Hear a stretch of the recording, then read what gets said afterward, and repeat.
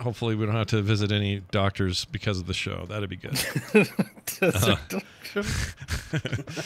All right, here we go. This is right. Let's see. There it is. Okay, here we go. In 3, 2, 1. Oh, you don't mean that, chica.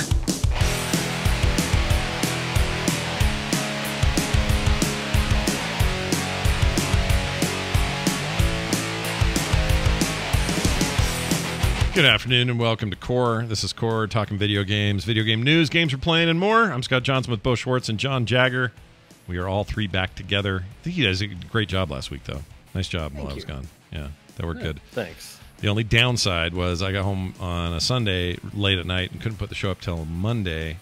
So it felt like, you know, oh, they put it up late, but really it wasn't your fault, it was mine, because you had to wait for me to get home. It didn't stop people, though. I was streaming. And this is one of those things where it was like, you shouldn't be annoyed because you should be grateful. Yeah. I was streaming, and someone would come into my stream every now and then and go, "Hey, John, how can I get the latest Core episode?" Yeah.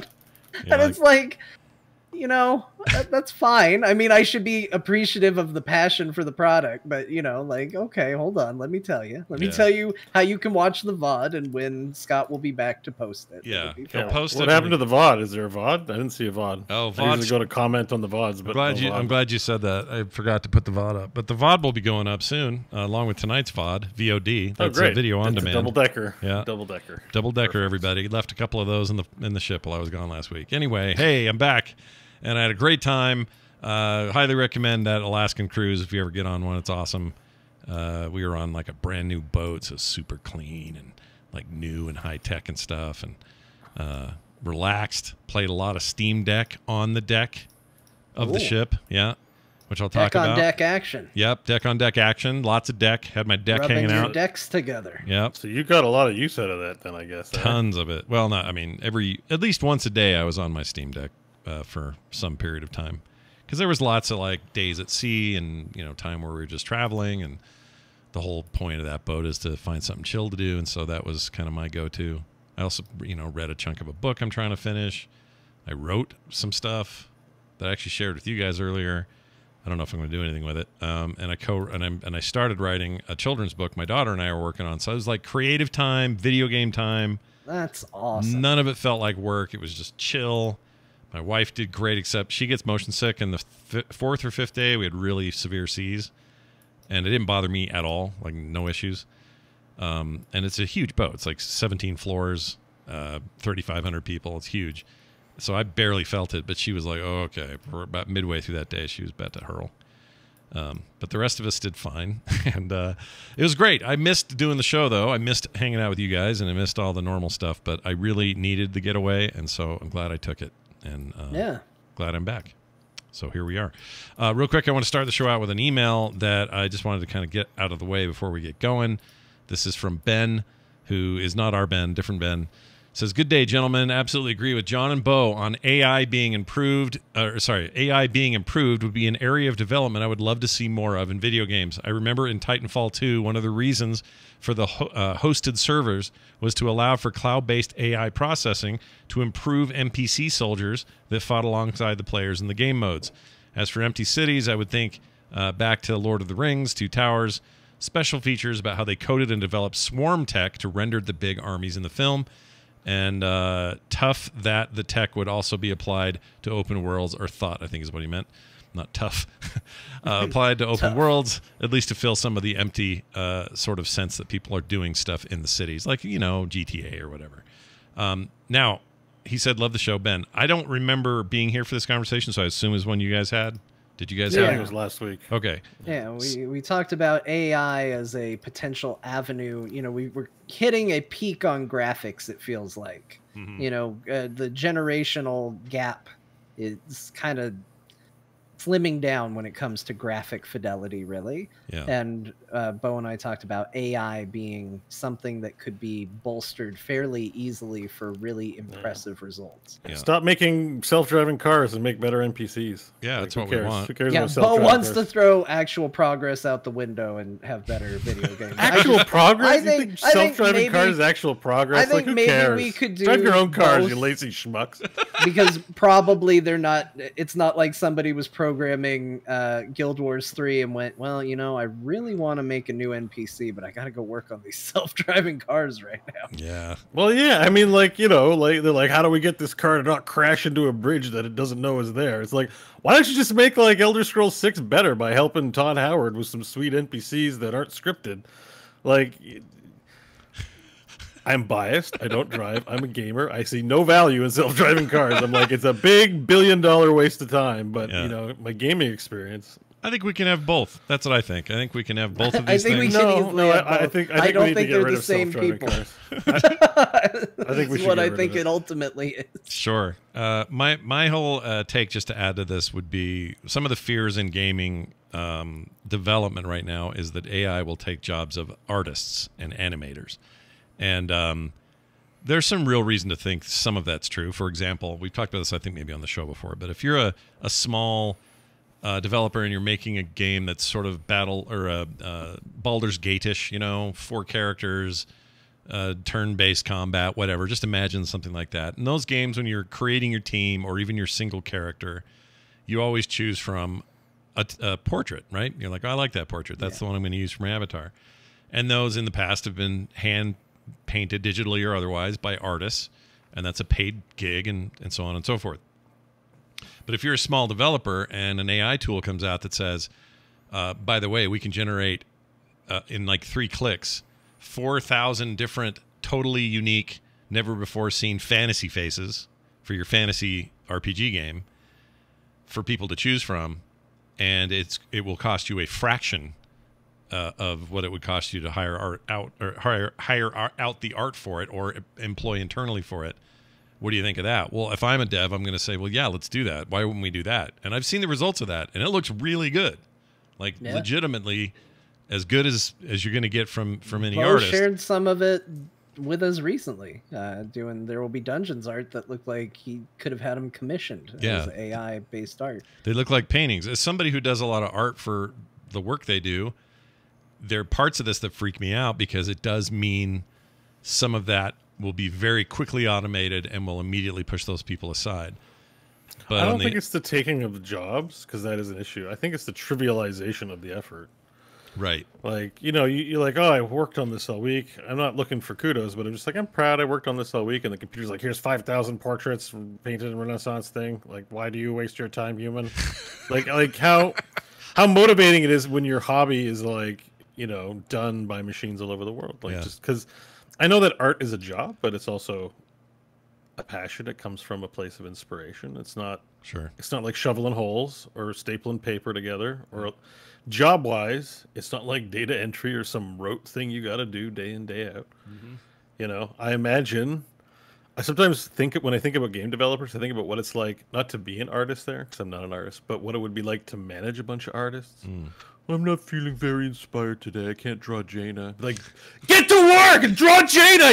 You're on the clock. You blah blah blah. You know, like maybe not that abusive, but like, you know, everyone's like, I'm an artist and I'm not in the mood to draw. A Thrall. There's today. some of that. It's like, we need some Thrall. I don't care. Get in the mood. you know, like, well, that $80,000 says you need to be in the mood to draw Thrall right now, and the machine's just going to be like, sure, here's 5,000 takes of Thrall. Yeah, here's a bunch of Thralls that you can use for anything you want, and then if you like one and you want to retake it and just change a little bit, you can do that in 2 seconds and it won't cost you a dime. Like, I think that stuff from a development like business eye and also just production eye is really valuable and good.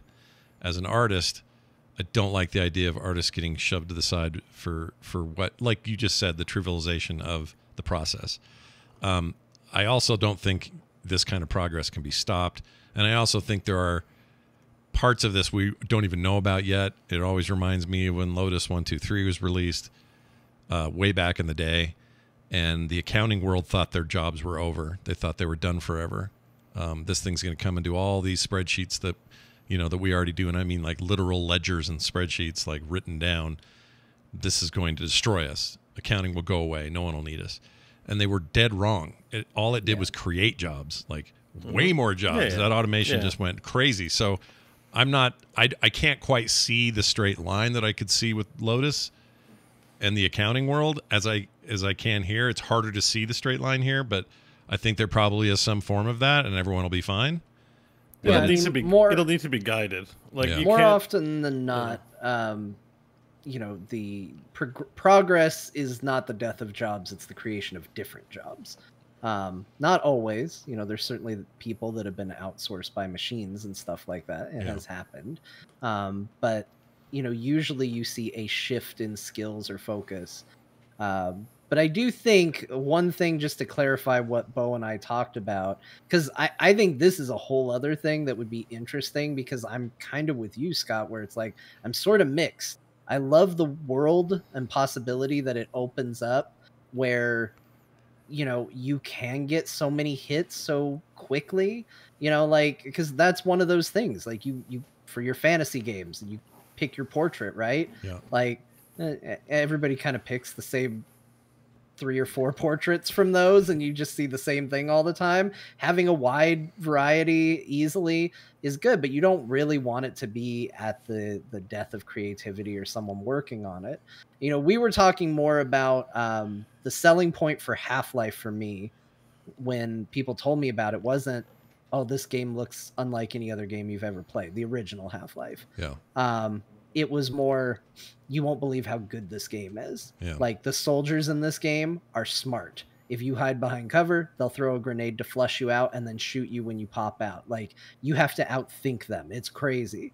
And like, I want to see advancement in that direction as far as AI, but you're right. AI asset generation, it also stands to change the industry in kind of a crazy way as well. Yeah. And those things Yeah, so- may work no, together, but John's right. It's not directly what we were talking about. Yeah. I think. Yeah, for Because, sure. like, it's hard But, for me it's hard for me not to lump that in that conversation, given just my own biases. But yeah, like on that front, in the modernization of work front, I'm like, until they solve, like, why don't they make it so no one has to clean a damn McDonald's and clean up after? Like, where's that robot? Right? You know, it's like, oh yeah, we got art and stuff like that. I'm like, you know, there's this poor like 6-year-old guy I saw. He's vacuuming a room that no one's using because of bureaucracy. But I'm just like, can a machine do that? That is the most unfulfilling way to earn cash yeah. in existence. Probably his only option. But I'm like, where's that machine? Like, get rid of the drudge work. Like,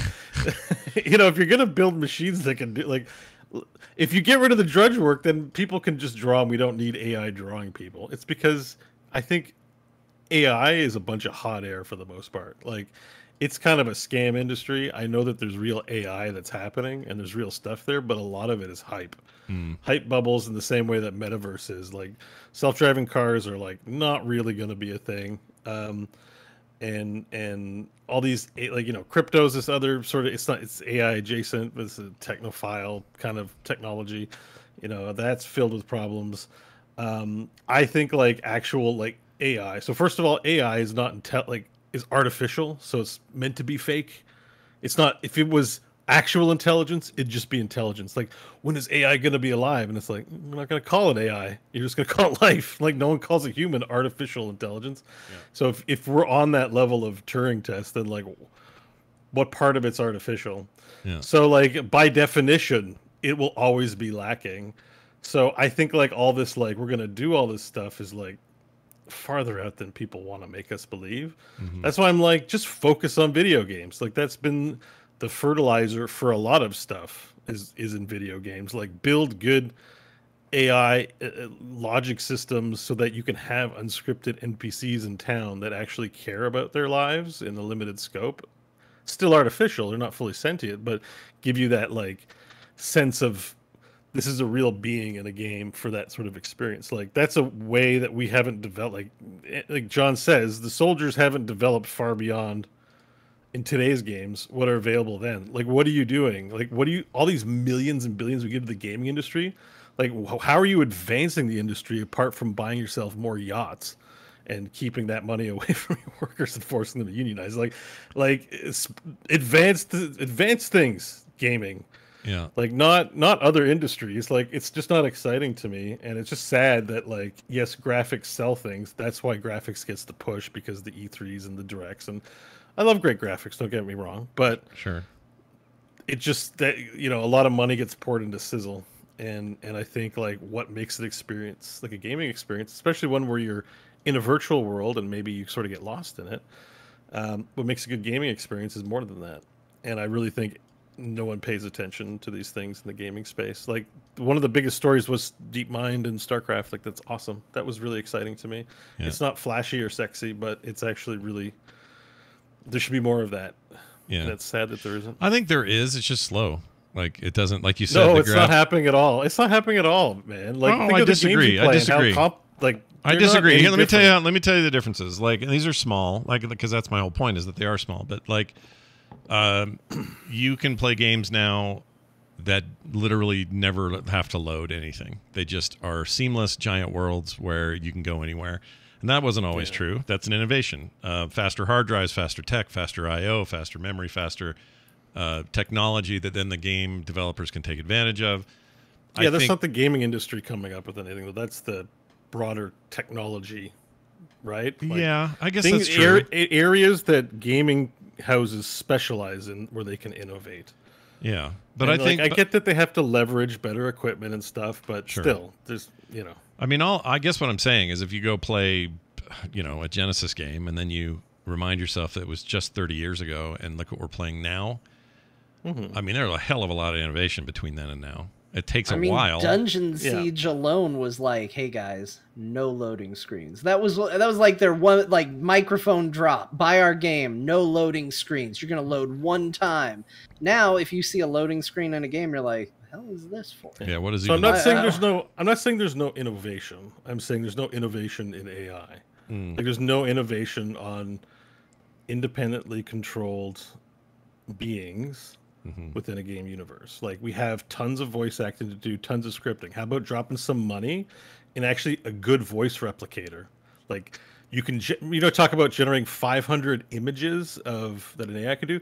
Why can't we generate 5,000 unique voices that sound like a real human voice box, all machine generated? And why can't we program an AI so we don't have to pay writers and voice actors? We can have an actual entity with very basic, but still, we're developing along those lines. Imagine playing Skyrim where the woman who lives in the village cares about her potatoes and her son. And it's all organic. So when I play, she might hate me because I said something shitty to her, and then she might like you because you did a quest for her. Mm-hmm. It doesn't exist, but like that's what I mean about innovating in that direction. Is like there's absolutely zero innovation. I won't go as far as, and I'm like that's the most fertile place for it. I agree that we haven't seen as much as I would like to have seen. I don't agree that it's zero though. Like for example, the voice thing you mentioned that exists. People are making games now with entire chunks of dialogue that are purely computer generated, and you don't know any better because it sounds great. I played a game like this recently, and I was shocked when somebody pointed out that the character I was talking to was not some voice actor with a bunch of pre-written lines. It was a dude. It was a voice generation in game, and that blew me away. What game was it? I'll have to find it. I'll share it. I'll find it and share it with you. I can't remember what it was. It was something before I left, and everything before I left I've kind of forgotten. So everyone's being defensive in the chat room, and I want to point out, I'm being a little what's the word for it? Hyperbolic. It's because it's deserved. Like you exaggerate for effect. If I'm sitting here going like, yeah, they've done a lot, it's really great, and be fair about it, like it doesn't actually capture my feeling towards it, which is embarrassing. Like you're not doing enough. We're still spending $70. I got to get the NVIDIA 4040 series card because of the sweet things here. Lots of innovation to track on that front, but not measurable. If you want to start getting the ruler and measuring out progress in centimeters, like okay, like I'm wrong. Well, but as is typical, like Beau and I, and honestly, I think this is one of the things that I like about our show, and I think is a good quality. Beau and I agree on very little. We end up in this, but we end up in the same destination at the end. Like Beau and I would sit there and go, "You need to go right." We need to go left. No, we need to go right. And we would go our separate ways because we can't agree. And then we would end up at the same point and go, see, my way was the right way, even though we just wound up in the right spot. Sure. So that's a long way of saying that I agree with what Beau's saying. I think the way I would say it isn't that there's no progress, because I think there's been lots, but it is small. It is a trickle. What we actually need is we need someone like what Valve did with Half-Life 2. Yeah, I'm going to bring it back to Half-Life 2 because I feel like they are very good at doing these benchmark experiences where it's like, hey, this is the future now. Even Alex is that way. I would argue, based on what Beau said about Alex, that feels like a watermark, like a moment of like, oh, okay. Well, AI and Alex is not good either. If you remember the demo, the first demo for Half-Life 2, it wasn't like, here's Gordon Freeman, like here's his story. Let's look at the narrative of this game. It was, hey guys, we're gonna shoot some wood, and you're gonna think it's really cool the way the wood gets shot. Yeah. Now we're going to shoot some cans off of a thing, and it's going to be neat. Like, it was a glorified tech demo. Yeah. And it was just like, hey, here's what it is. We need somebody to do that with AI, where it's not just, well, this technology is running under the hood, and it's kind of neat, and it's kind of cool, and then, 6 months later, another game comes out and goes, well, we put in this thing that's kind of cool. We need a game. Doesn't have to be Half-Life. Could be. If you want to make a Half-Life 3, make a Half-Life 3. That sits down and goes, hey, we're going to do a tech demo. We're going to show you how smart this game is. We're going to run you through it, and we're going to show you it, because it isn't a flashy thing to say that the AI in our game is good. Like, how do you quantify that? The reason Beau probably does believe to some degree that there haven't been advances is because they don't talk about it. I mentioned last week that one of the things that I thought was really impressive that made me go, oh, wow, this is neat, was that I was standing in Dalaran in World of Warcraft and the NPCs were walking around me. And I couldn't tell if that was intentional or if it was a coincidence. And when I asked the developer about it, and he told me it was intentional, he said, we actually have the programming in the game where NPCs can see and identify the player from a conal perspective.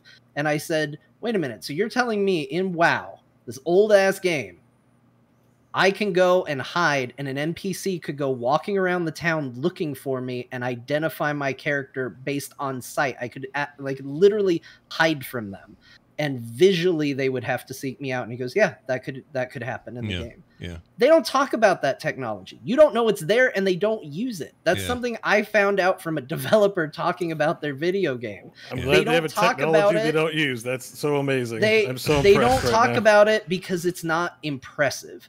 That's why I think you need a showcase to say, like, we're putting all this also, in the game. I think it's a question of standards. I think people are saying, like, no, they're doing a lot. That's good. My standards of progress are satisfied. I'm saying, like, your standards are low, and that's the difference. Here's what I would add. I think that example is a good one, John. And did it do anything though to anyone's core gameplay? Do any of these yet? Like, we have these ideas in our heads that, hey, what if every person in this city, in Night City, was thinking for themselves, acting for themselves, and constantly doing things for themselves? It's a chaos generator if it doesn't feed into gameplay. So if they can't find a way to do that, then they might use bits and pieces of the technology to say, well, at least it looks like a lot's going on down there, but really they're just kind of on a routine. But it looks better than ever because it's a routine with some nuance, and they're doing things that we couldn't do before. So here's a little innovation, but we can't go full blown, or else this city is just a nightmare. It's just dead NPCs everywhere. So that's stuck in a paradigm thinking, because games have a certain model. You don't have to make the whole city AI generated. There's a way that you could just solutions to this where only key NPCs are like this, or only key interactions are like this. Or I'm not talking about going from 1 to 100 with one iteration of game, right? Yeah. It might be and by the way, the chaos generator might be fun. My understanding is that's some of what RimWorld is in some way. Yeah. But like what I'm saying is there's no progress. I can't measure progress in any way. Like, I can measure progress on how great UI has gotten over the years. I can measure progress on how great graphics have developed and tools for graphics have developed. I can measure how good sound and music has taken over, how much narrative standard. I can measure all things and see progress. Interesting NPCs and AI beings within a game space, like, nobody's doing that. Everything is heavily scripted, and I want those still, but there's no AI development. And I really feel like, again, especially in the VR space, like, I'm playing Skyrim VR, I love it, but everything's so scripted, it's so unexciting, and I want like unanticipated things to occur. And it really feels like a missed opportunity. That's what we were talking about last week. It really feels like leaving something really. It would be really nice to see some real innovation in an increase in verisimilitude when you're immersed in the game world on the front of quasi-sentient NPCs. Like, who's working on that? Yeah, I don't know. And like, again, and they can be programmed. They can be molded into a scope. So you talk about chaos generator, but their thinking can be limited in a certain scope, right? So that the lady only cares about her potatoes and her children, and she's not going to pull out an AK-47 and do a mass murder on her town. Yeah, but isn't that kind of what you're saying? Isn't that slowing innovation? That's saying, well, we need to have rules. We need to have. Well, no, because gaming is about the experience, right? Yeah. So, like, there's going to be rules and behavioral fence around all sorts of things. Yeah. So you could remember, it's artificial intelligence. We're not trying to make intelligences. I'm not asking the gaming industry to create fully sentient beings into the game world. I'm just saying you can innovate NPCs in such a way that they can behave within. They can. There's a scope of behavioral model that they could move in, but yet still react in unique ways that a script is so behind in, for example. Yeah. So, no, I mean, I agree. I would love. That's to what I see mean. more Like, of that. this conversation alone is probably why at E3 no one's like, you'll never believe the AI, because everyone's like, AI means this, and what are you talking about? Blah. And it's like, I think people just need to do it, and then people will like it. And because I think maybe that's why graphics are the selling point. It's just we're pouring the money into the graphics, and I think it would be nice to see some game companies pour money into some of what I just talked about. And that's why we're getting cars, and I'm like, I don't care about cars. Make better NPCs. Like, let's do this. Yeah, or maybe the stuff they learn on the car front would work better in a game. Like, I was just thinking, all this machine learning about traffic, which is what is happening with self-driving cars and how traffic behaves and being able to respond to just about any situation. Why couldn't you take what you've learned there and apply it to Paradise City 2, whatever, some future racing game? Right. I mean, we have self-driving cars. It's in Cyberpunk 2077. Right. GTA. Right. Those AIs suck. So let's get some better ones in there. I don't disagree. I would like to see this stuff more applied. Maybe it's just safe to say, well, we could have this huge project where we make these things a little more sentient, or we just script 2 or 3 behaviors and then we move on. Yeah. You could see why they do that. And another reason I'm being hyperbolic is because what's happening in gaming right now. It's not like, oh, they're doing all sorts of grandiose stuff. All the money's going into damn Skinner boxes and psychological traps and tricky gotcha games. And that money's not going to further development in the ways. The money's going to line pockets of shareholders. It's just getting fracked. It's fracking going on in the gaming industry, and it's like there's no. When the interest is there, it just depresses me and makes me a little upset. It makes me want to push hard on this issue that, like, this isn't what I want. Like, I'm not looking at this and going like, wow, a gaming scenario or diorama I can look at and behold and be happy with or proud of. I'm just like, I hate this. Interesting. So, yeah. Well, we'll talk more about this, I think, because we'll get emails and we'll want to have bigger discussions. I'm with John. I love these kind of discussions. This stuff's great. Yeah. So thank you for the follow-up email, Ben. And we'll talk more about that stuff later. For now, though, these things. A few things going on this week. 2077, that is to say Cyberpunk 2077.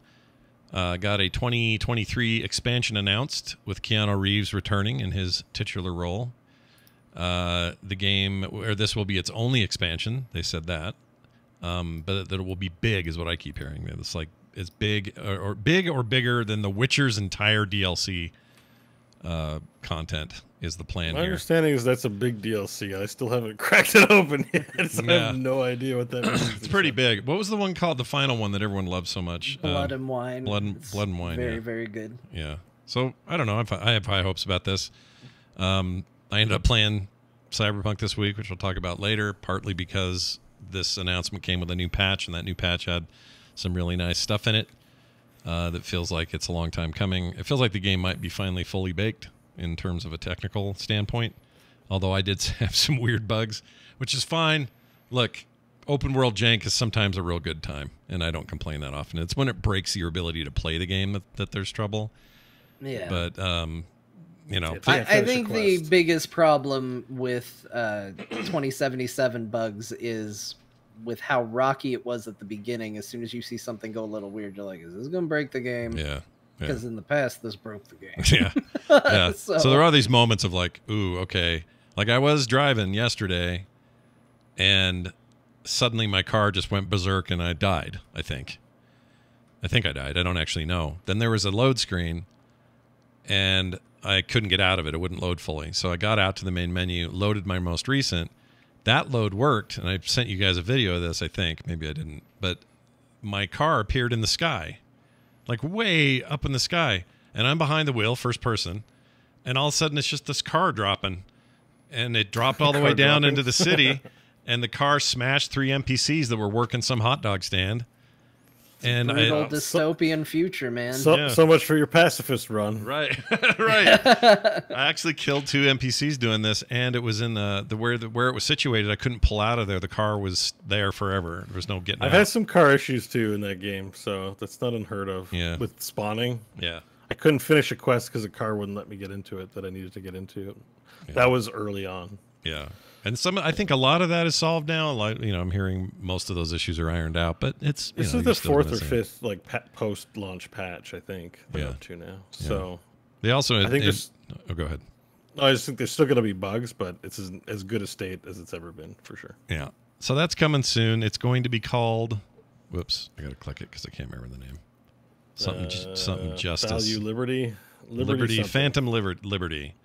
Starring. It's like the Phantom Menace, but for Cyberpunk. It's a Phantom Solid Liberty. Snake in Phantom Liberty. Yeah, that's the name. It's one and only expansion. It's supposed to be huge, and they said, also this new patch, this 1.5 or whatever the patch is, included the Edge Runner DLC. So that's supposed to be in yesterday's patch, but I haven't seen any of it or know what to do to get it, so I can't confirm that. But that's the only thing I heard is I think maybe you put a headset on in the game to start something or other. Oh, interesting. They did. They introduced cross-platform progression, so if you're playing this on a console and a PC, you can share your saves through cloud saves. Nice. Super easy. That's Good. That's so great. I played on Xbox and then couldn't play on my PC. Yeah, before now you can. I can. Yeah, now you totally can. You can share that stuff. It also between Steam and Xbox, it works that way. Oh yeah, it's on CD Projekt Red servers. It's using their good old games cloud thing, but it worked fine. In fact, I did it on my Steam Deck and it was fine. It shared all the stuff. Yeah, awesome. It was real good. And then they added to that. There's one other really nice thing they added. Crap, don't remember now. Oh, the console versions are getting. I think this week are getting some big performance bump for Series X, S, and PS5. So seemed like a lot of positive movement actually coming out of those guys. Although the Xbox One and PS4 are not getting any more updates, I think, after this one. I think this is it for them, yeah. But it's supposed to be a big bump for them as well. I'm sure we'll see YouTube videos almost immediately about whether that's true or not. But yep. Yeah. Oh, Transmog's available in the game too. I think right. That's important. I used that. I went you're up just to like, let me best in slot, and then you look like no one would go out of the house looking that way. Yeah. You're like, what is going on? Yeah, it's super clown clothes for sure. So I think Transmog's the way to go. I have a funny story about that though. So I fired the game up, and I thought, well, one of the things I'm going to do when I get to my apartment is I'm going to go in there and try the Transmog. And I'm a lady, and I go in there, and my wife's watching from behind my back. And when you go into the mirror, you just go to the mirror, and the mirror has an option. You bring up the thing. Well, I thought it would bring me up in my full regalia, and now I can make some changes. No, it brings up naked lady. Yeah. In all of her freaking detailed glory. Sure. Which is pretty detailed in these games, and I just was like, just a video game. No, I know. A female body. I wasn't no one expecting needs to be jealous. I just wasn't expecting it. That's all. Just freaked me out. I was like, oh, and my wife's like, what are you doing? She knows. She knows. The characters in that game go commando. Like there's no one. I don't think there's an underwear. I think there is for the bottom. I don't think there is for the top. Well, this one wasn't wearing jack. Nothing. It was her birth clothes.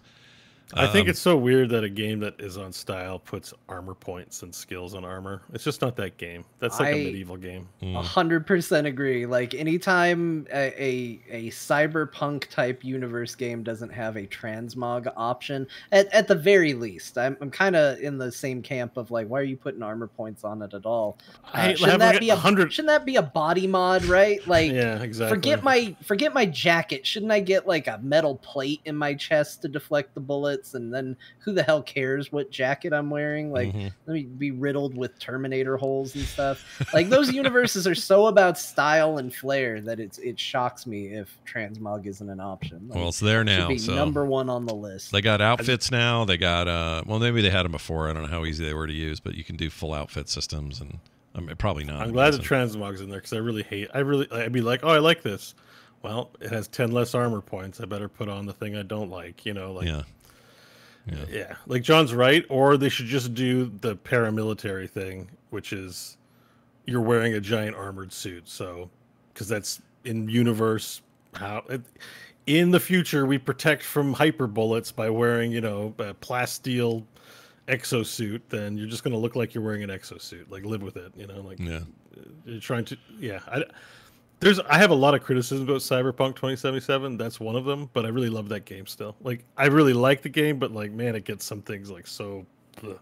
So that's a good fix. Transmog is a plus. I agree. I just started playing it again really seriously because I just have been waiting for, you know, when is the right time to dive into the game, and I decided to do that yesterday. I really having a good time. Like, it's cool. There's some cool stuff in there. Do you guys remember the early on missions where you learn from Judy how to enter people's memories and then scan parts of the room that they were you're out of the body, and it digitizes everything. It's very cool. What do they call that again? I'd never gotten that far. Brain dance. It's BD. There you go. Brain dance. Yeah, brain dance. I really thought that was cool. Like, from a gameplay perspective, I know it was there at launch. I just never got that far. So you did the one in the Arasaka Tower? Yes. Yeah. Because that whole section is awesome, right? Like, yeah, it's good. It's just cool. Like, I didn't expect all this detective work, and it was actually fun to do, and scrubbing on the timeline and looking for infrared, and then looking for heat signatures and cold signatures and all that. I thought that was so rad. The brain dances are a big highlight. Yeah. Honestly, that was the biggest problem I probably wound up having with the game. I had plenty on the way, but once I finally got to settle in and play it a little bit, I think my biggest issue was that I feel like the game really peaked with that tower mission. And it felt like a lot of what came after that felt underwhelming by comparison, which isn't an uncommon problem for CD Projekt Red. I think Witcher 3, a lot of people will point at the Bloody Baron as being a high point in that game, and it's pretty early on. It's early, So, Dijkstra's pretty good. The whole, but there's a lot of good moments in there. There's a lot of, like we just chasing Dandelion around. Come on, like at one point, Dandelion is banging like 12 women, and you got to go talk to all 12 of the women he's banging. Yeah, to find Dandelion. Yeah, like there's a lot of peaks in Witcher 3. Those three crone. I don't know if I agree with that assessment, but you're right that Arasaka Tower is a high point in the game, and then there's a lot of more mundane. I would say like I agree with your opinion. I like the tower, the fallout of the tower, the introduction to Keanu Reeves, the fallout from that. It's a very high point that you're like, all right, let's hit the ground running. The pedophile quest is pretty decent. Then you're at like a donut shop, and you're like, what are we doing? Like, what's going on? It's up and down. There's some pretty good ones though. I think that there's still some good main missions for sure. Yeah. But yeah, the tower is definitely memorable. But I've started like 5 or 6 games, so I also remember it the most. Yeah, you played them. You played the most of us for sure, out of the three of us, no question. Hanging out with Judy's kind of fun. I like Judy. Kind of have a crush on Judy. River. Yeah, I like Judy. No, there's good stuff in there. It's the same with Witcher. I'm just saying that if you say this is the high point, it's frequently at the beginning. Yeah. I mean, it is a pretty high point. Can I romance Judy? Do you know? Is that a possibility in the game? If you're a girl, then yes. Oh, she's into girls. Well, I'm a girl, so I know because played a dude character, and then she I tried to romance her, and she rejected me, and I was like, oh, okay. Then we just hung out. And I like Judy. Still friends, but I misread the situation. But then there was Pan Am waiting for me. We got to bang in a tank, so it's all good. Wow, Was that's had a good good news. time, That's good news. I guess. Yep, need more AI going on there, I think, for the banging. All right, that's awesome. I will talk more about it later, but I feel like maybe that game's time is finally happening. It is for me, anyway, so I can't speak for everybody else. We also know the anime that this is based on, which isn't even out yet, that bit of DLC I mentioned, the Edge Runners stuff. We know who's in it now. Would you like to know who's in it? Listen to this list.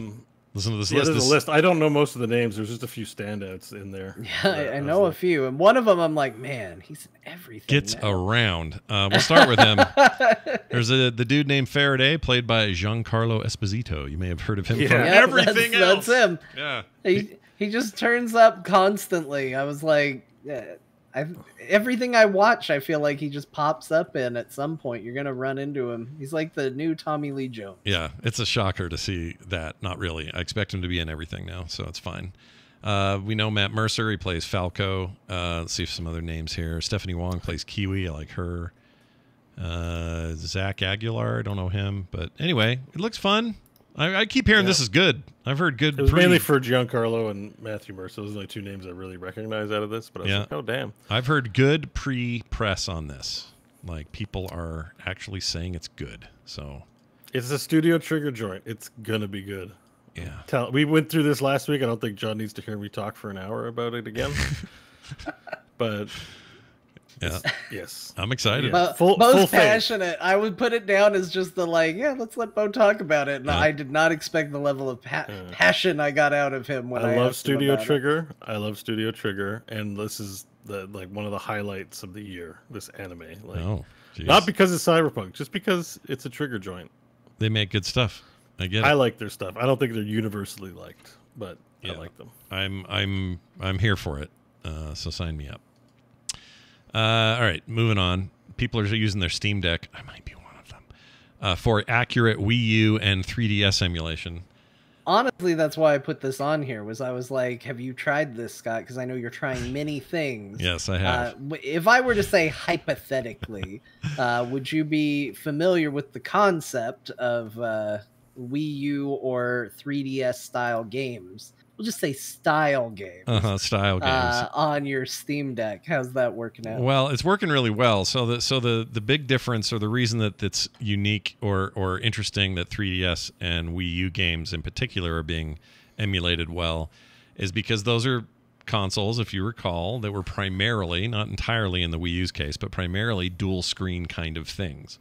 So the games where you would play on the big gamepad on your Wii U, your television played a role in that. So the gamepad might be having something going on while something else happened up here. And of course, the 3DS and the DS before it were all about two screens.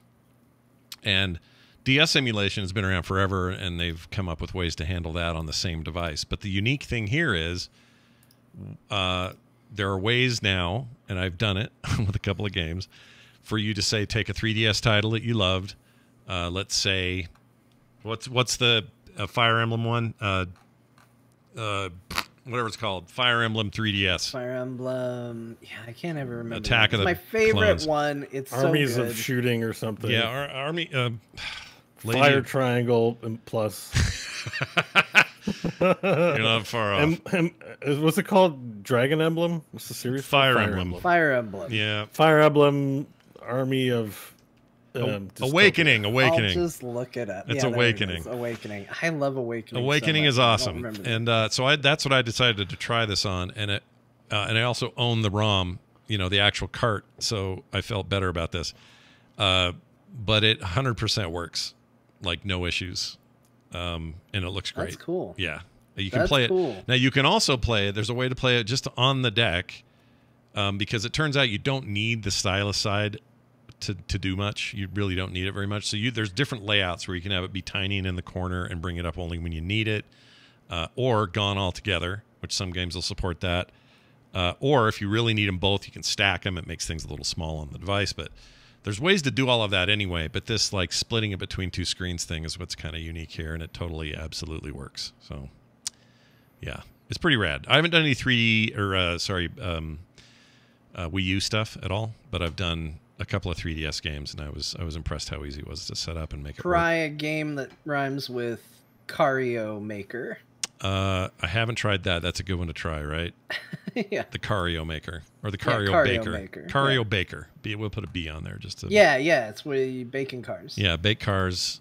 Congratulations, you gave it your best effort, says Cooking Mama. So does this run off the Steam UI, or is it, sorry, not UI, but OS, or do you have to install?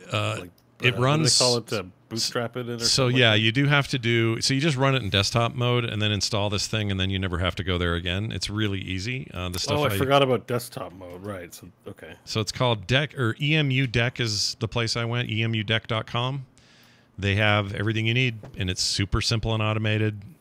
Piece of cake, actually, and it handles everything. So if you're trying to emulate SNES, NES, Game Boy Advance, freaking PlayStation, GameCube, all of it, it's all in there and ready to go. If you have the ROMs to play, they don't give you any ROMs, but the setting it up is really, really easy.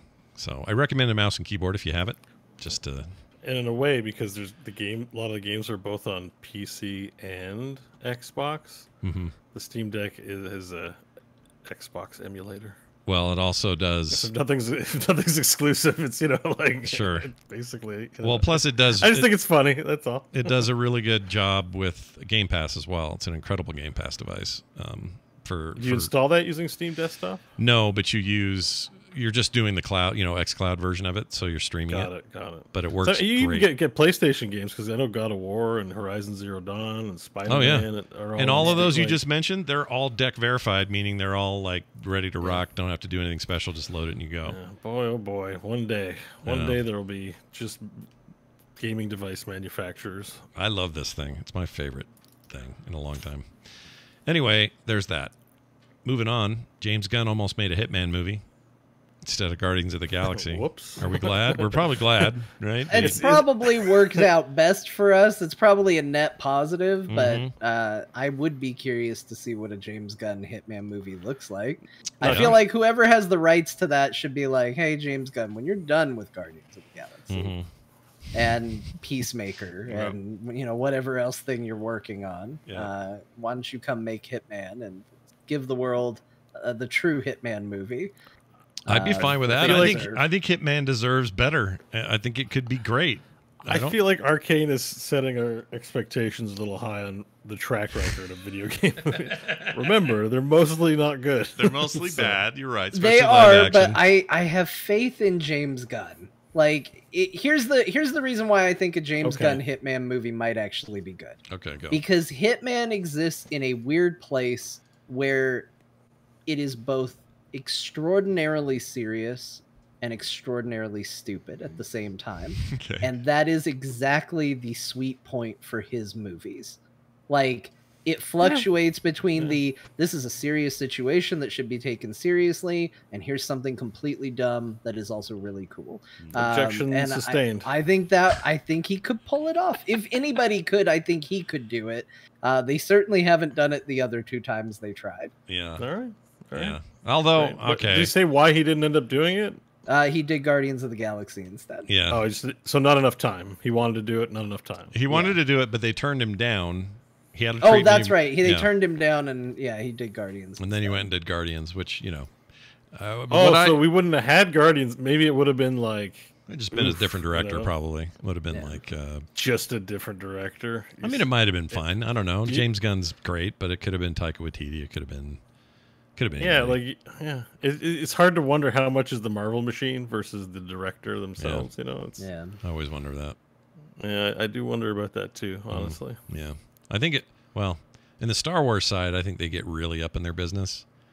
I think on the Marvel side, they've been more willing to let the style come through for the director. Maybe. I suspect it's getting a little more Marvel machiney. Yeah. Who was it that was supposed to do Ant-Man that basically guy, speaking of Hot Fuzz. Peyton Reed. The guy who did Scott Pilgrim and... Yeah, that guy. Oh, Edgar Wright. Edgar Wright. Yeah, Edgar Wright wanted to do Ant-Man, and he basically said he couldn't work within their limitations and stuff, and he left. So, but I that also was in a phase where it felt like Marvel was doing more control, and they lost a lot of directors, and you heard about a lot of issues and things like that. And I feel like after that, because a lot of those movies were met either middling or bad.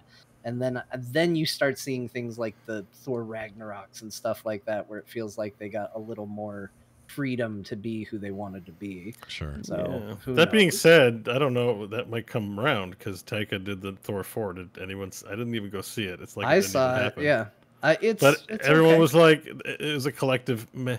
Yeah, I know people. There are people that really hate it and are really down on it. I thought it was okay. I didn't enjoy it nearly as much as Ragnarok, but I thought it was all right. All right. I'm waiting for it. It'll be on Disney Plus in like a week or something.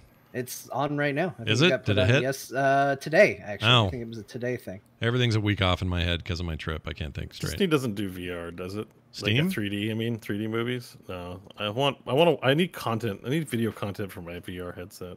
Oh. Well, there's some. And like I wish these streaming services would actually stream the 3D versions of the movies for those of us with 3D TVs or VR headsets, which can render 3D.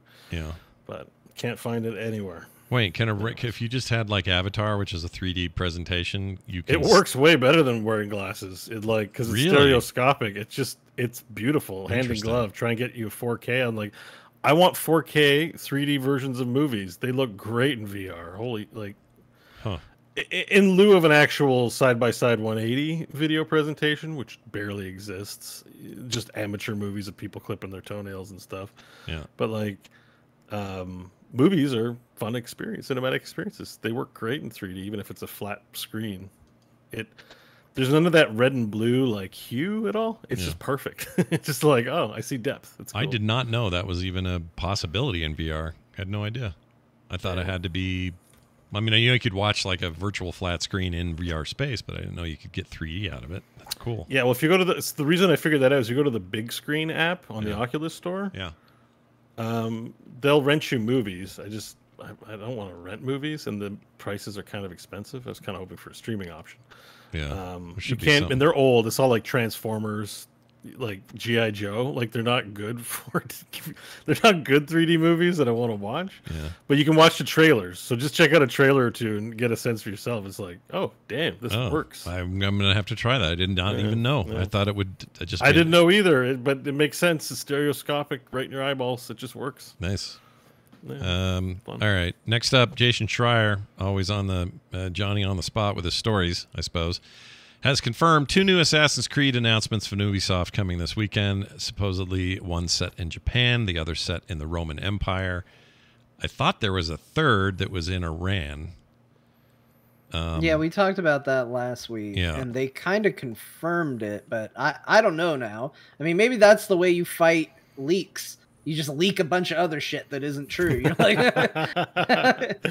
we're doing one in Norway, and we're doing one in Laos. Assassin's Creed Omaha is coming out. Yep, and I look forward to it. I don't know what this. Assassin's Creed Antarctica. It's like just 10 penguins and a couple of whales. I'd be into it. I actually am really into the idea of feudal Japan. I really like the idea of the Iran one because it just, I don't know, ancient Arabic society sounds really interesting to me. Roman Empire seems cool, but we kind of did that with Cassandra and that whole business, so I don't know. It seems like a crime to have made that many Assassin's Creed game and not done one. Like, there's no Assassins in Japan. I agree. I know. Like, ridiculous. It continues to be the strangest oversight. Maybe they're like, we got to get this right. If we're gonna do. They may have done one of those little side-scrolly ones. Did they do one in Japan? I think they might have, but come on, that's not what anybody wants. Yeah. I mean, those are cool. Those are okay. People want the cinematics from the Total War game where, like, you have a little string and you hang it over someone's mouth and you pour little poison on the string and it drips in their mouth while they're sleeping and they're like, yeah, I'm an assassin ninja. Yeah. Like, and also, like, ninja bamboo walking, right? Like, at the top of bamboo stalks where you bounce off the bamboo and yeah, like ninjutsu, like just think ninjas, like ninja means assassin. It's literally like, let's make a game full of ninjas. Like, who hates ninjas? No one. Nobody hates ninjas. Nobody does. You're right. But then that's when you do the sequel. Yeah. How many pirates are there out there? Who cares about pirates? Assassin's Creed Pirates versus Ninjas. It's the follow-up. Let me see if I can find the name of the one I'm thinking of. Was it Rogue? Let's see. Yeah, Rogue was a sidey, scrolly thing. People really like that game. And I can't I'm find sure it. everyone was like, make a mainline game of this, please. Yeah, but that was the one I'm thinking of was Chinese. It wasn't set in Japan. It was set in China. And then the other good one. Good point, chat room. Sir, Dr. Tolbert says samurais hate ninjas. Right. So like the samurais be chasing you down. You're running on the bamboo stalks and they're throwing size at you and you're deflecting with ninja stars. Yeah. You know, like we clearly that's how it all works. We got it all figured out. I love it. That's ninja science. Yep. Don't need AI to figure that one out. We got this. Exactly. You know. Science. Yeah. But seriously, that it's like Assassin's Creed is literally Ninja's Creed. Like the two words are interchangeable. Like it's just like it's Ninja Creed. It better be. This better not be a misdirect, John. Yeah. Thank you for the nervousness. Now I'm like, because this actually sounds amazing. Yeah, I would love this. Great. I want Japan, and I want this to happen, and I'm excited because it's all I care about from Ubisoft anyway, is these AC games. So this weekend we'll find out what the hell's going on. I don't know if we're going to find out about 3 games though. This feels like a show where they're going to talk about the one that's coming next, and I think that's the Iran one. So. It's Jason Schreier. He's got a good batting record. So I'm sure he knows about these projects. I'm just saying I don't know if Ubisoft's going to announce them. You know what I mean? Maybe. Yeah, maybe. And they've never done that before. They always announce the next game. They never. I mean, it seems a little bit painting yourself into a corner to say like the next 3 Assassin's Creed games are in these locations when you haven't finished the first one. You know what I mean? Like it's a little getting ahead of yourself. So maybe one of them is a side project. It's possible the Japan one is a sequel to the one in mention, and our dreams will forever live on in the dumpster. Yeah, they could. The old dumpster, AI dumpster, or I mean, Assassin's Creed. Why are there no AI in dumpsters? Jeez. Okay, they're worried about driving cars. My dumpster's so stupid. Think about the encryption algorithm for actual diapers. You could squeeze them into so much more space if you had an AI figuring out how to do compression. I want AI-generated dumpsters. Why can't they determine what people have been thrown out based on their region and the NPCs populating? Damn straight. No more. You know what? Let the smart dumpsters separate the recyclables from the non. Why are we doing it? Yeah. Although seriously, like if you're gonna do self-driving cars, like make it garbage trucks first, so that no one has to be a garbage man anymore. Yeah. Like it's no shade. It's a job. It's hardworking. I have a family member who's a garbage man, so I got to be careful what I say. But there's no shade. It's a living. It's a hard living. But nobody wants to do it. Nobody's like, this life is beautiful. I grew up and I get to throw out other people's trash and get their saucy egg, disgusting yolks on my legs. And, and their diapers like fall in my hand by accident if they don't close up their. Nobody wants this. So like let's be charitable to the rest of humankind and like use AI in benevolent ways instead of trying to make rich people richer with NFTs and self-driving Rolls Royces and stuff. I like your saucy egg phrase. I'm going to use that again. Saucy egg. Yeah, one time I put a garbage bag in Scott cooks is what I heard. That's right. One time I put a garbage bag into a rainy like garbage bin, and then water splashed all over me. It was full of maggots. Oh, yeah, that happened. That's gross. Did you get any? Yeah, and I'm like, that's what garbage people. That's a garbage person's deal. I don't know what's the right word. Everything is like gender discrimination. No, it's waste or just it's waste disposal experts. That's what they waste disposal great. Waste experts. Waste perts. Yes, our waste disposal experts. Like, why don't we just make it so no one has to do that? Did you get any maggots in your mouth or no? No, they were just like chest high and lower. But it's splashed, so it was like a symphony. Like I had a whole village of maggots on me, and of course I had an audience of friends there, so they all laughed at me. That made it better. That's awesome. Was one of them Crofton? So we have to mention him today. We have to say his name. Yeah, I think he was there. Yeah, okay, I think he was there. All right, it was Crofton. like 20 years ago. It was a long time ago, but I still remember it because apparently in Game of Thrones maggots are helpful, but I did not know that in 1999. Sure, it's an ancient way to clean up all the goo, I guess. I don't know. Clean up your king. Yeah, clean up your king. Put him in the maggots. Yeah, one of the detectives. Sorry, from you brought up AI. It's my trigger word for today's episode. It's all right. I was. It's definitely not your like safety a dog. word. You want to make me go? Bring up AI. Yeah, let's see if I can sneak it in later. We'll see what happens. Anyway, that'll be this weekend, so watch for that. Hey, Twitch hosting is going away. You can no longer /host anybody, or soon you will not be able to. So rip my stream, everyone. It's been fun. Yeah, see The you only later. reason I have viewers is because of Scott's hosting of my channel. Like, I look at my insights page, like 80% referrals from profits.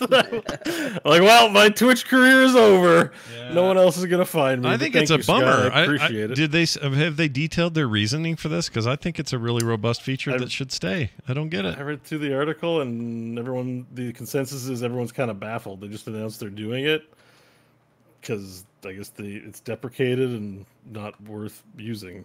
But that usually means no one's using it. But I think, Hey, hello, Twitch. I'm here. Is anyone yeah, listening? we're right here, buddy. I mean, I use it. My entire career is based on Scott's hosting of my channel. Like, how dare you? I like doing that. It. I like the auto host options in Twitch. Although I have found that it doesn't always work. Like, I thought I had it set up, and I went to my channel one day. I knew people that I have on auto host were streaming, and it wasn't doing anything. Yeah.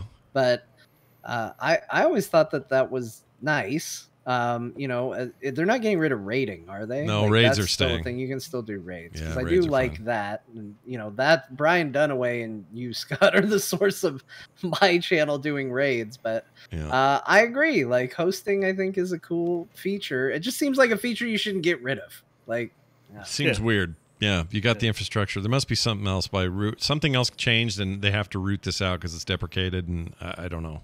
I don't know what's going on. But they're not saying is the problem. Which people just say, like Twitch, just say it's we're revamping the whole underlying code, and this isn't getting enough activity where we want to spend a lot of time converting it. If that's it, then just tell us. I don't like not knowing. All right, you rat bastards. Although sub to my channel. All right. Oh, they've said why. Viewers want to interact with a streamer when they're live, and host mode blocks this from happening. Well, like, make you it click not through. block it then. You just click through, like, get to the channel. Like, you don't sit on the host channel. It like No. shows up in your following, and you're like, oh, this guy I followed is hosting this other content. Yeah, click him and creator. go. Click. So I think there's if a people reason. are too dumb to figure that out, they need the patch, not Twitch. Yeah. Plus, even if they're dumb and can't figure it out, just put up a prompt that says this is being remotely hosted. You want to go check that dude out directly right now? That's not hard. Maybe they have data that suggests most people that use host mode don't click through. Maybe. So Yeah. maybe that's why they're that's taking it away. We have some tech friends inside there. Maybe they'll write us. It's been a while since I've talked I'm to just that guy. curious because, like I said, like, you guys do what you want. I enjoy the pleasure of using your services at your At your win. pleasure, because you know, like, I'm not a big streamer and have no influence in any way Sure. on that. But you know, I use my entire subsistence on Twitch is based on Scott's generous rehosting of me.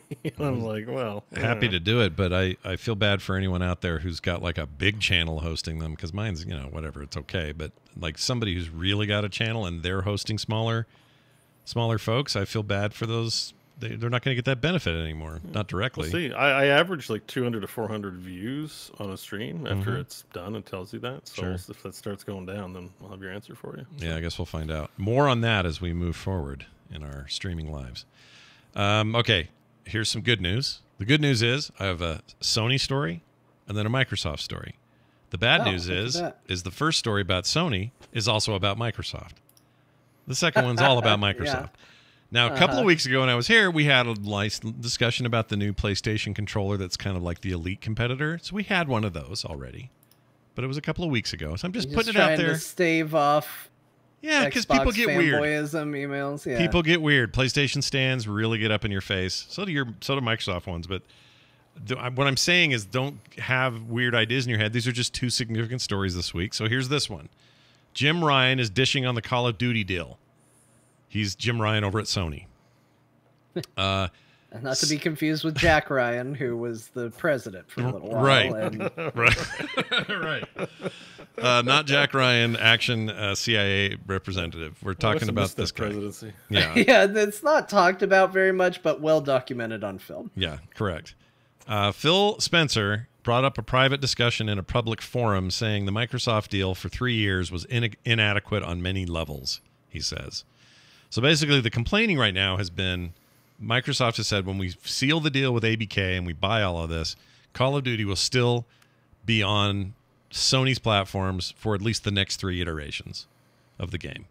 And they haven't promised anything past that. They haven't said they'll pull it either, but that's kind of all they said.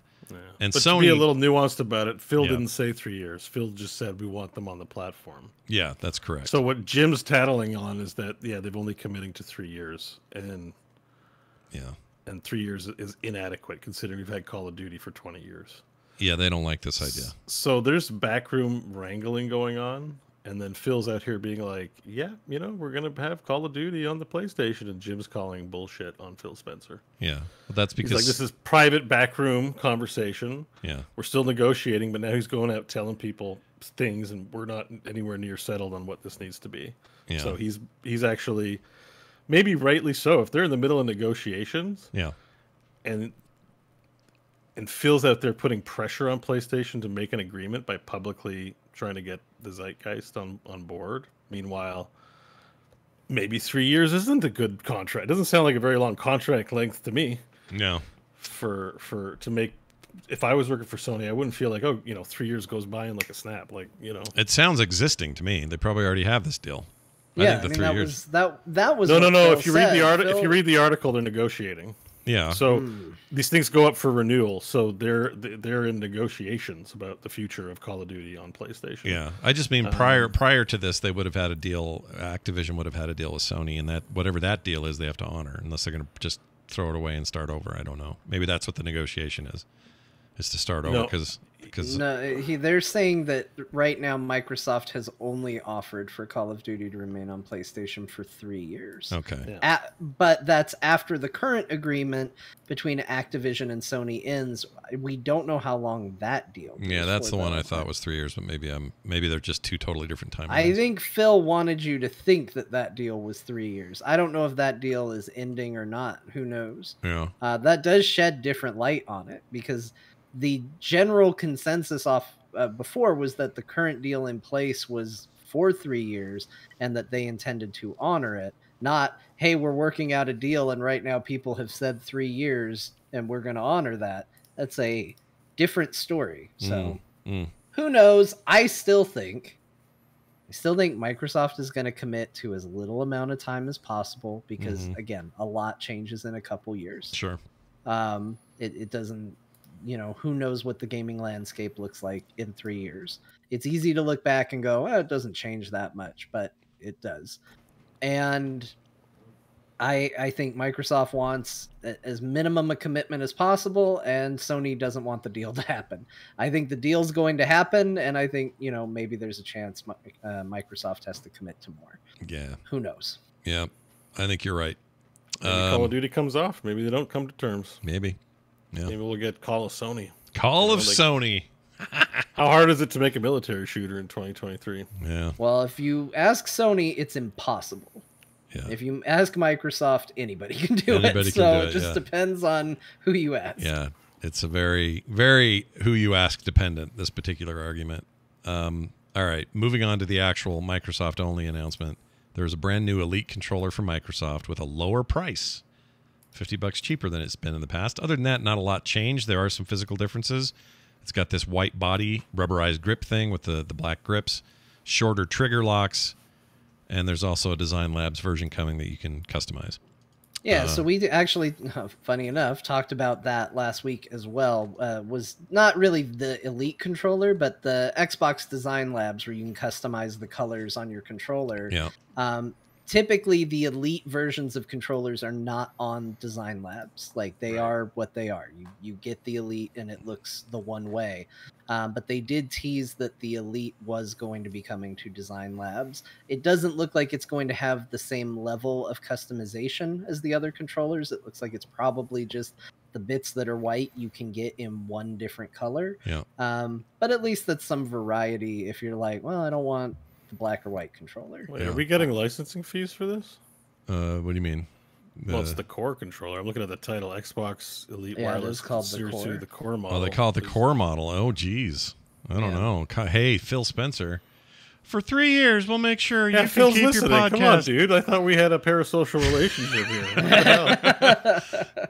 You can keep the it for deal, 3 years, Phil? Beau. For 3 years straight, you can have the core show name. Imagine having like 3 different controllers. You could have Scott controller, John controller, or me, and it would be like our face somewhere on the controller. Oh, Yeah. I don't want my face don't want on that. a controller. No, thank you. All right, then it's just the Beau version. Let's go. Let's go.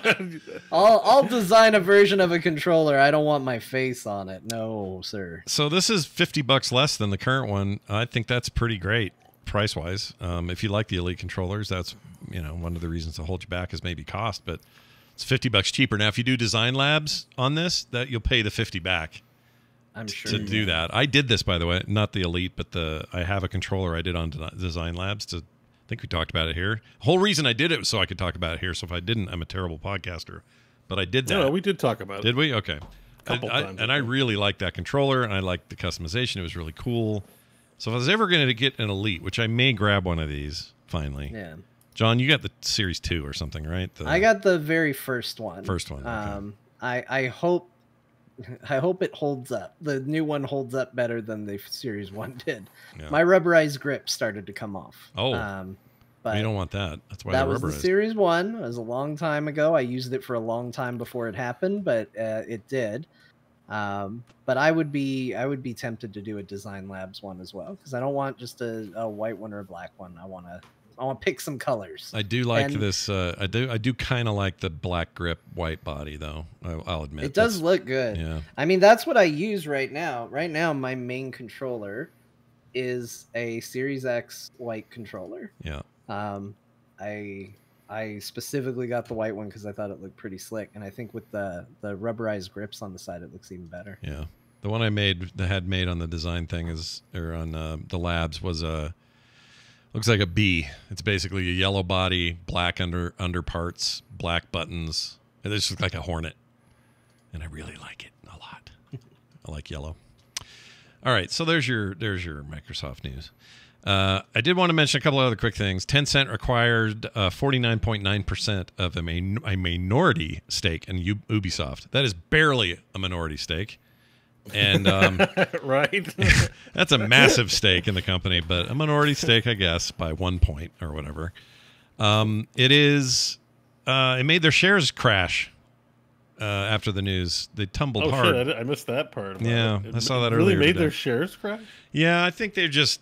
I don't know if this just happens because they know it's a reshuffle of who's getting money and where it gets funneled, and I don't know. Maybe this is normal, but they took a bit of a dive. Yeah, I don't know enough not to want to be dramatic about. Oh my God, Tencent's the worst. They bought shares and made the thing go shitty. Yeah, 5% voting is all they get though. So. Yeah, I've got some complaints about Ubisoft, which I will air later. Oh yeah, that's right. You got a gnarly one. I tried using their service and was not happy. Yeah. I am not happy currently. I'm an unhappy customer. You're unhappy. Oh, I got one more piece of Sony news. I'm sorry. Sony, everybody, this is exciting for me as well. PS5 added a 1440p output on compatible TVs and monitors. So prior to now, if it was 4K, well, it was 4K and you had to have 4K. If it was 1080p, you had the 1080p content, or you got shrunk down to the 1080p. You had no option for your 1440 output. Now you do. So does Xbox X do 1440? Yes, they both. I don't know about the S, but the Series X definitely already had this option. It had basically just makes it so it works for whatever you got. So, well, no, that's good. Yeah, so yeah, that's a good it is thing. good. Yeah, because I have the Series S, so I never. Anyways, I really underestimated the power of higher resolutions, which will be fixed this week onward. Oh yeah, that's right. Yeah, we've heard word from Beau that he's upgraded a thing and has changed his life. I'm not done again. upgrading, but I had an upgrade that was life changing this week. Wow. More later. All right, more later. There's this little hint for you. All right, should we do it, Dear Martha? I think this sounds fun. Let's do this. Dear Martha works like this. We take an old issue of a magazine, in this case. Sometimes there's Steam reviews and stuff, but we're taking EGM, that's Electronic Gaming Monthly, issue 196 from October of 2005, which was a few months after the last time I barfed ever. Yep, there you go. Yep, July of 2005. There's your metric. You got it. My barf streaks runs to today, last time I puked. Anyway, Yeah. I know, it was you. I don't like barfing. Runs and pee streaks. Look, if I had to, I should have barfed 12 other times since then, but I never did, and so I have the streak. You have a strong stomach and a strong will. You've got the will of a dragon. Yeah, or a real hang-up that I can't seem to get rid of. But anyway, that was a long time ago, so we're going to take one from issue 196. John, anything special I need to do here? We're all good? No, I've got 2 letters and maybe a response. The response isn't very good, but you guys might want to hear it. So I'll let you decide when we get to the last Here letter. comes first. I just like to hear your Martha voice. Yeah, Martha voice is great. Here's Dear Martha number 1.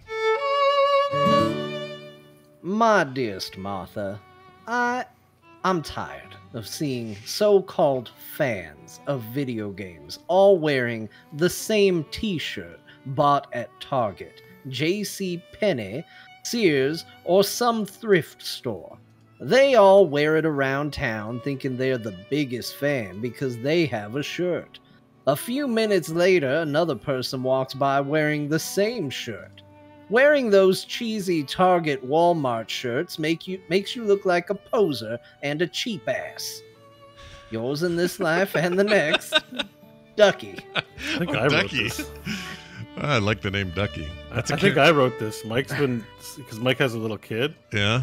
And his mom keeps sending him shirts from Walmart that say like gamer, and I'm like, don't buy your son that. I keep recommending him things. And it's just such noobs. His poor son. When my daughter had the baby, she got him a shirt that says a player has entered the arena. I thought that was cool. okay. Yeah. That's all right. That's all right. Look, I think that things for, especially babies, are okay. We had some stuff for our little guy that was, that sort of thing. Like I think we had a Player 3, and then I think we had I know the one I really liked that we had when we came home from the hospital. It was a typewriter, and on it just said plot twist. Yeah. And we appreciated that because that's what his existence felt like. Yeah. I guess surprise, this baby. Yeah. My message out there to the world is just, if you have a kid and you want to buy them gaming clothes, do not buy them from Walmart or Zellers or the Bay or wherever. Go to T-Fury, go to Jinx.com, go to frogpants.com. Yeah. And get a classy, tasteful, awesome shirt. Yeah. Okay? Do it. Thanks. Get it done. Your kid will thank you. Be a cool parent. That said, I've bought a few shirts from Walmart. They're cheap. I don't blame you. They're cheap. They're comfy. They wear better sometimes. It's just the way it goes. Yeah, and I think of those Filipino children all the time that made them. I think of them all the time. They got no money, that had to work as child labor, and made those shirts for me. I think about those kids. That's right. Yeah. Hope they're good. I hope they have a good Christmas. Thank all right. you, child labor. I'm not pro child labor. I hope that doesn't come off that way. I am anti. All right, here you go. I'm going to play this one for your second letter, and enjoy. My dearest Martha, I come to you with a problem. My parents won't let me buy M-rated games. I'm underage.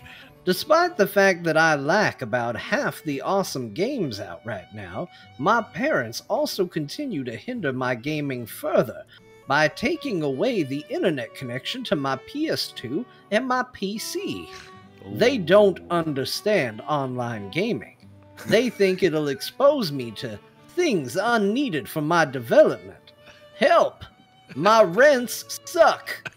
Yours in this life and the next, Steve M. Oh, Steve M. The plight of the 2005 teenager, man. Yeah, I might have written this email too. All right, so we do have a response on this one, right? Martha does respond. It's not great, but it's maybe worth hearing. All right, here's Martha. My dear Steve M., if only there were more parents out there like yours, Steve. Now, be a good little tot and stay away from the big people games. Yours forever, Martha. Be a good little top? Tot. Oh, tot, okay. What do you think, Todd? Is that your top? name? Top. Top. Like, BDSM talk. Like, oh, jeez. Oh, gee, I was like, be a good little top. Like a spinning toy. But I was like, no, like bondage. Oh, that's hilarious. That's just where my mind went to. I'm like, why is she calling him a top? I didn't hear top, but now it's all I can hear. So that's great. It's 2023. Sorry, I forgot what an innocent top is. In 1980s, I would have been a top, a toy, but like in 2023, Yeah, no, very different. it's all BDSM all day, I guess. After orc massage, nothing's the same. Yeah. So I got to go visit the Smurf Village. Oh, you got a Smurf Village visit, do you? All right, take a shit in their town square. We're gonna we're gonna take a break real quick, and he's gonna go drop off those kids. We're gonna be back, and when we do, more from Core. So don't go too far, everyone. We'll be right back. I was gonna find some music to play. That almost all rhymed. That was pretty good. It was pretty More good. From Core. Here you go. Head out the door. Head out the door, Core.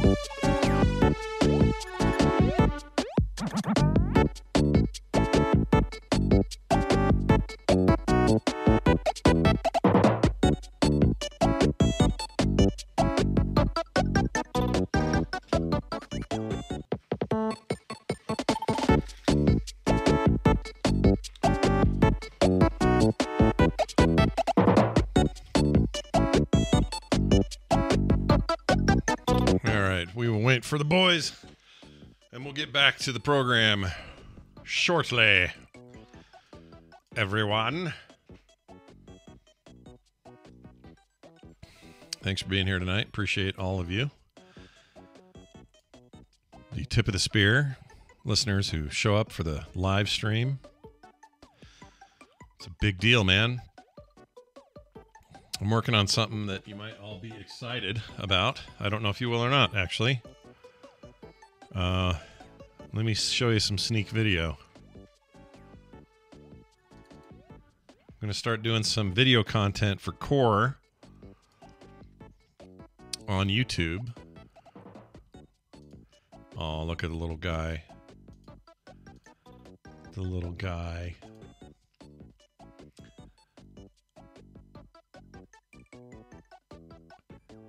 Look how little, or how big, not little. He's a big boy now. Look at that. he's getting big. Yeah. He still goes right after the microphone. He knows what he likes. Look at him. I'm going to get it. There you go, bud. Yep. Took it off. There you go. He knows what's up. Now you got it. How old now? How old is he? He's 1.5. Oh my gosh, dude. Yeah. That was overnight. I don't like how fast these kids are growing up. Oh, it's so quick. You want to put it back now? Put it on your head. You want to put it on Dad's head? Thank you, buddy. Look, there's you. There's you right there. He just wants the mic. That's it. He wants. He knows what he wants. Oh, there he goes. It's like one of the. It's like whack-a-mole. It's like whack-a-mole at the fair. He's gonna get it. He is. That's awesome. They all want to know what shirt he's wearing.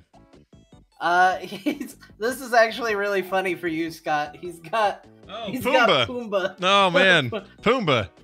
That's amazing. I'm glad you said it because, as you know, I never remembered the name of the warthog. Yep.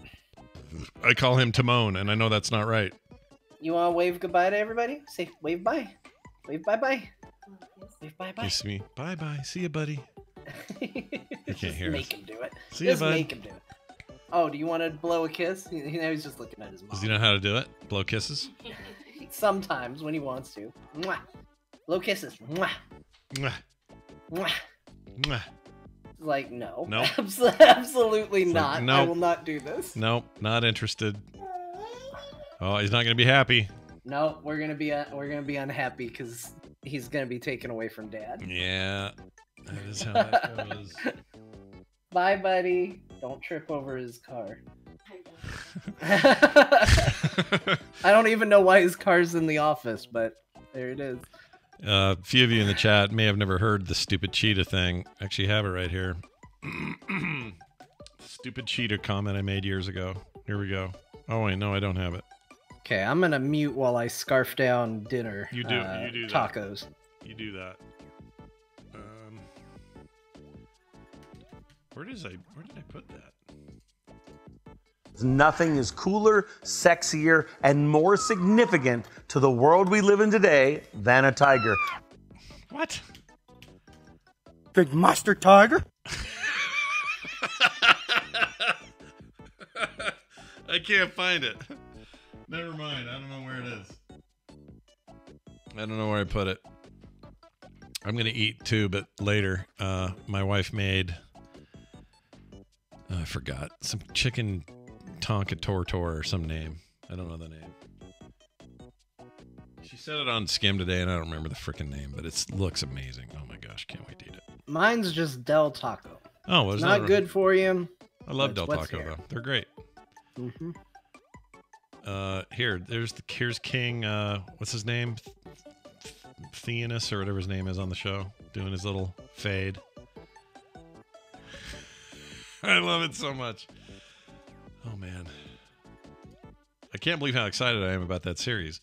I didn't expect to just get so swept up so quick, which is how they get you on those. I know that. But it is weird. And I'm also a little, so the intro for the new Game of Thrones prequel is this cool animated blood thing, which I think is very cool. But I can't figure out why they didn't do a different arrangement on the Game of Thrones music. So I heard someone make the joke, and I'm inclined to believe it's true, that they tried for months and months and months. They tried, and they went, we can't make anything better than that original theme. I mean, it's an amazing theme, no doubt. And I'm sure it's the same composer like I saw in the credits, so that guy's involved again. I just thought maybe you could do like a little arrangement or something, you know? I don't know what, just something. Did Beau... Sorry, guys. I got lost in thought. I don't know how long I was gone for. I started having a conversation with myself, and I was like, oh shit, we're still doing the show. Yeah. Sorry about that. It's all right. You are going to be the most fascinating old man. I know. Beau. I can't wait for old man Beau. What do you mean? Oh, you're just going to be hilarious. Like, you're going to... I have a VR headset on. I'm like, come here, kiddies, play headset with Grandpa, or play VR with Grandpa. Yeah, they're going to come over and go, hey, Grandpa, we're here for Thanksgiving. And you're going to go, oh, I forgot. What day is it? I was in the shitter for a long time. Oh, I'm already like that. I'm not good at holidays. He's going to go out to his front patio, front porch, in shorts and a t-shirt with a VR headset propped up on his head. Yeah. In winter, so there will be snow on the ground. It'll be freezing. Yeah. And someone will be out. I don't know why this is the future, but like he's got a paper being delivered, but and the paper boy will be giving him his paper, and he'll just be like, "Hey, you played," and he'll name some random game in VR, and he will stop the paper boy on his route and just talk to him about VR for about 35 minutes. Yep. I can And the see it paper happening. boy will just be like, "That's great, Mr. Schwartz. I got to get back to my paper route." And he'd be like, you're a good kid. You're a good kid. inside. You know, why aren't they using AI to get the paper delivered? They don't need to make you be doing the true. paper delivery. Actually, it's true. I think without realizing it, I launched into a political tirade. We had a family gathering this past weekend, Yeah. the pool and stuff. Yeah. I launched into a political tirade and didn't realize it till 20 minutes had gone by. I was like, oh shit, I'm that guy. I'm the uncle that just went nuts on, Whatever it is, sure. Politics. Well, yeah. Anyways, we don't need to get into it here. It happens. All right, we're back, everybody. Welcome back to the program. As you know, we were just on the precipice of discussing the games we played, and so I say, why not just jump right in? The games we played this week. Scott's going to give you a quick top 4 rundown of the games he played on his trip on a deck in a boat with 3,500 other people.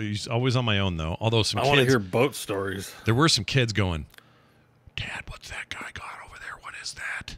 Yeah. And one kid I thought says, you said you were the youngest person on that boat. there were a couple of kids, but we were definitely the youngest couple on that boat.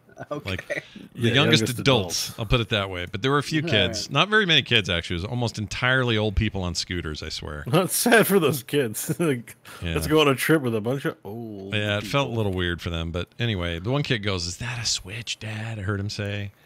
And another kid was like looking at him, pointing, and I held it up and went, "Oh, look at this." And like showed it to the kid. Look what I got, sucker. And he kind of hid behind his dad's leg a little bit, which I don't blame him. But anyway, here are the games I played the most of. I was surprised just how much I played of Kingdoms of Amalur Re-Reckoning. Yes, that's right. The heady days of 2012, 2011, whatever it was, back in my hands. I think that game's actually pretty great. Deserves a sequel. Yeah, it's a good game. Yeah. I mean, I haven't played the Re-Reckoning, but I played the first Reckoning. Yeah. 100% of the achievements in it. Whoa, it's good. big. Yeah, it's a good game. good. It's really fun and holds up and looks great on the Steam Deck. Plays just beautifully on there. I really like it, so I'm playing the hell out of that on there. Number 2, Cursed to Golf. I haven't talked about Okay. this yet. I gotta be fair because I am guilty of constantly calling out bad video game titles. So to balance this out, I just want to point out this is an amazing video game It is title. an incredible Whoa. game, too. So I'm excited that both you like the name. I'll bet you like the game. It is one of the most interesting, fun takes on golf. It's a roguelike, or they call it a golf-like in the description. Made by one dude made this thing. Beautiful animated 16-bit graphic looking treatment. Like really nice, like super pro. Amazing music that reminds me of like Sega games from back in the day. Just really excited music. Anyway, the idea is that you're a pro golfer and you die because you get hit by lightning while you're out playing in the rain during That a makes big sense, yeah. during a big championship. And after that, you get sent to purgatory, basically. And because you're a pro golfer, purgatory is a giant set of golf courses that are nightmarishly hard to like get through. And you have limited number of balls you can use, and you basically play a roguelike from there, trying to get out of purgatory. And you're dealing with bosses. They're all incredibly well written and animated and funny. The gameplay itself is 2D, like side to It side looks kind like of golf. a 2D platformer, but it's not a platformer. No, it's golf. You don't. But really it's a Metroidvania. That it looks like you get abilities and stuff. Oh yeah, you get cards, and these cards are abilities like I get 3 extra balls, or this ball explodes when it stops, or this one can do a dead stop wherever I want it to. I just have to hit this button to make it do it. Wow, It's a this very this cool is game. really impressive. I'm watching the trailer. Yeah, It's really impressive looking. This looks. Hey, here's a unique idea. Take golf and mix it up with the Metroidvania. Yeah. And make it roguelike. Like yeah. I'm like, that's basically it. oh wow, what a brilliant series of ideas, and it looks like well executed. It's you know, really indie game good. style. Yep, they got like power meters, different clubs you can use. They keep all that stuff pretty shit. simple, but different terrains. If you land in the sand pit, you have to use a wedge. You can't use a driver. You can't use an iron. It's not, the physics are good, but this isn't meant to be like hardcore golf by professional standards by any stretch. It's video game golf. It's video game golf for sure. This is fun. I didn't expect this to be so much fun. A whole bunch of people recommended it. They're like, Scott, if you're taking your deck, you got to get this game. Get it. It was on sale for like $14 or something when it launched, and I was like, well, I'll pick this up. And I fell in love with it. I played this so much. Looks brilliant. Like I'm just watching. I'm really impressed with. Yeah, it's really good. Hard there's too. a lot of different there's TNT. There's like sand traps. You can redirect the ball, I think, too, which makes it. Yep, you can make it do a U-turn.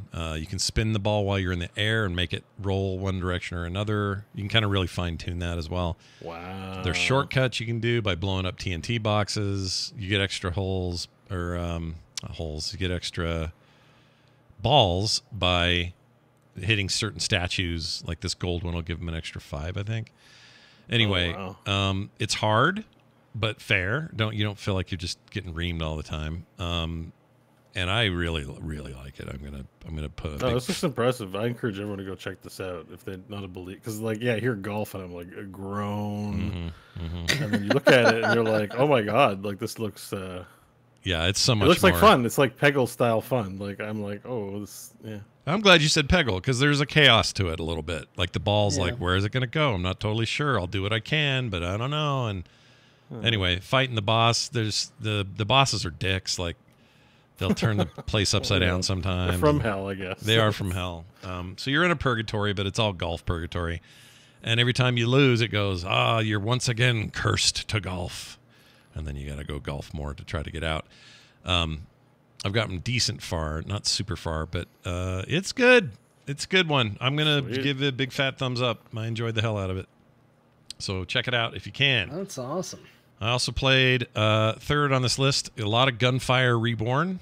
I know, John, didn't you dig into this a little bit recently? I played it last week. I played it a little bit more, but I didn't put it on my list. John talked me into buying it last week. I still haven't played it, but he talked it up so much that he pulled one of his... Oh my gosh. One of his John specials where he's talking to one of us about a game and we end up buying it? Yeah, so He did that to me last week's episode cost me $20. I'm thrilled to hear that because I want to try the co-op and I haven't yet. I haven't even played yet, so I haven't installed. I'm looking forward to trying. Game's great, dude. I dig it. It's a little wordy. I continue to have a problem with how wordy it is. Like when you look at a new weapon, I'm like, all the stats and stuff. Yeah. All this text. Like I just feel like somebody needs to do a Twitter pass on this game. Like as soon as I start reading the abilities, it's like everything seems a little more needlessly complicated than it should be. It's like, is this a Chinese game? This ability does this unless you do this, and when activated on this, it will give you a this % increase to this. It's just like,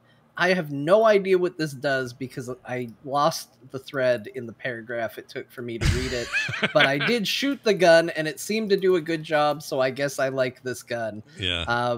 I think the biggest problem is that a shooter, is frantic and it's fast moving. And I had a similar problem with Borderlands. Like you get in that shooter zone. And that was what I told Beau. Like the thing this game does great is the shooting. The shooting feels very, very awesome good. in this game, which is the hardest thing to do. Everything else is, it's nitpicking. But the shooting is really solid in this game. Yeah, I agree.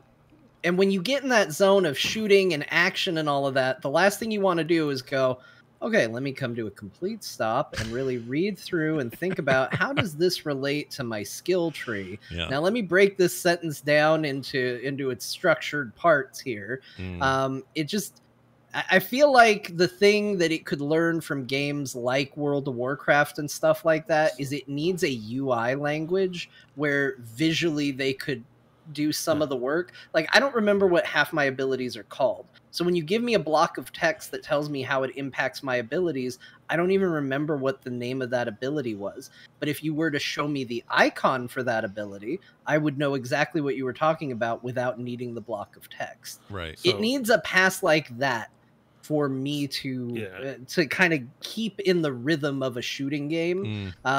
It's a small nitpick that's not going to bug some people, and it does do, and this is probably what I should just go off of, is it does give 3 stats, arrow up, arrow down, and then just, okay, John, you're too dumb to read the text. Just go off that, and you'll do well enough. Sure. So it is a Chinese developer. Oh, is it? Oh, I thought it was Duo Network, European. Headquartered in Guangzhou, China. Yeah. And you're probably dealing with localization because I have this on Dyson Sphere program. Welcome to the World Network. You are the flyer. I'm guessing it has something to do with that. Like Genshin Impact has a little bit of that too. Yeah. So your point still stands. It could use a pass, but I think you have to accept it as part of the charm. Yeah. $13 right now, so it's off 30% off. Good time to get it if people have been holding off on it. I mean, it's new this year in terms of, last fall for getting out of early access, which is where I first played it. And I'll tell you what, this thing is glorious on that Steam Deck. It plays so good on there, and I love it. I love this game. I really like this game. I'm not gonna deny what John is saying though. The stat stuff. With the guns especially, you just kind of go, well, if those arrows are pointing up, I'm taking it. But there's a lot of you're right. There's a lot of stuff, and you don't. I don't think you have to get too banged up in it. But if you're a real tweaker about games like this, it's gonna maybe bug you that you had to spend more time reading than you meant to. But John's right. You can kind of just go for it and play the game, and it's great. The game's great. Yeah, I love it. So we all own the game. There's multiplayer. Should we? We should co-op. Make a date. Yeah, let's do it. Gunfire date. Gunfire date. Coop. I would love to play a little co-op in there. I have no idea how that plays. I've only done the single player, but it's a very fun, great way to. I could. It didn't require an online connection to play, which was good because that cruise had shit internet. It was so bad. Oh, good. You could play just local. Yeah, that's great. It was so bad.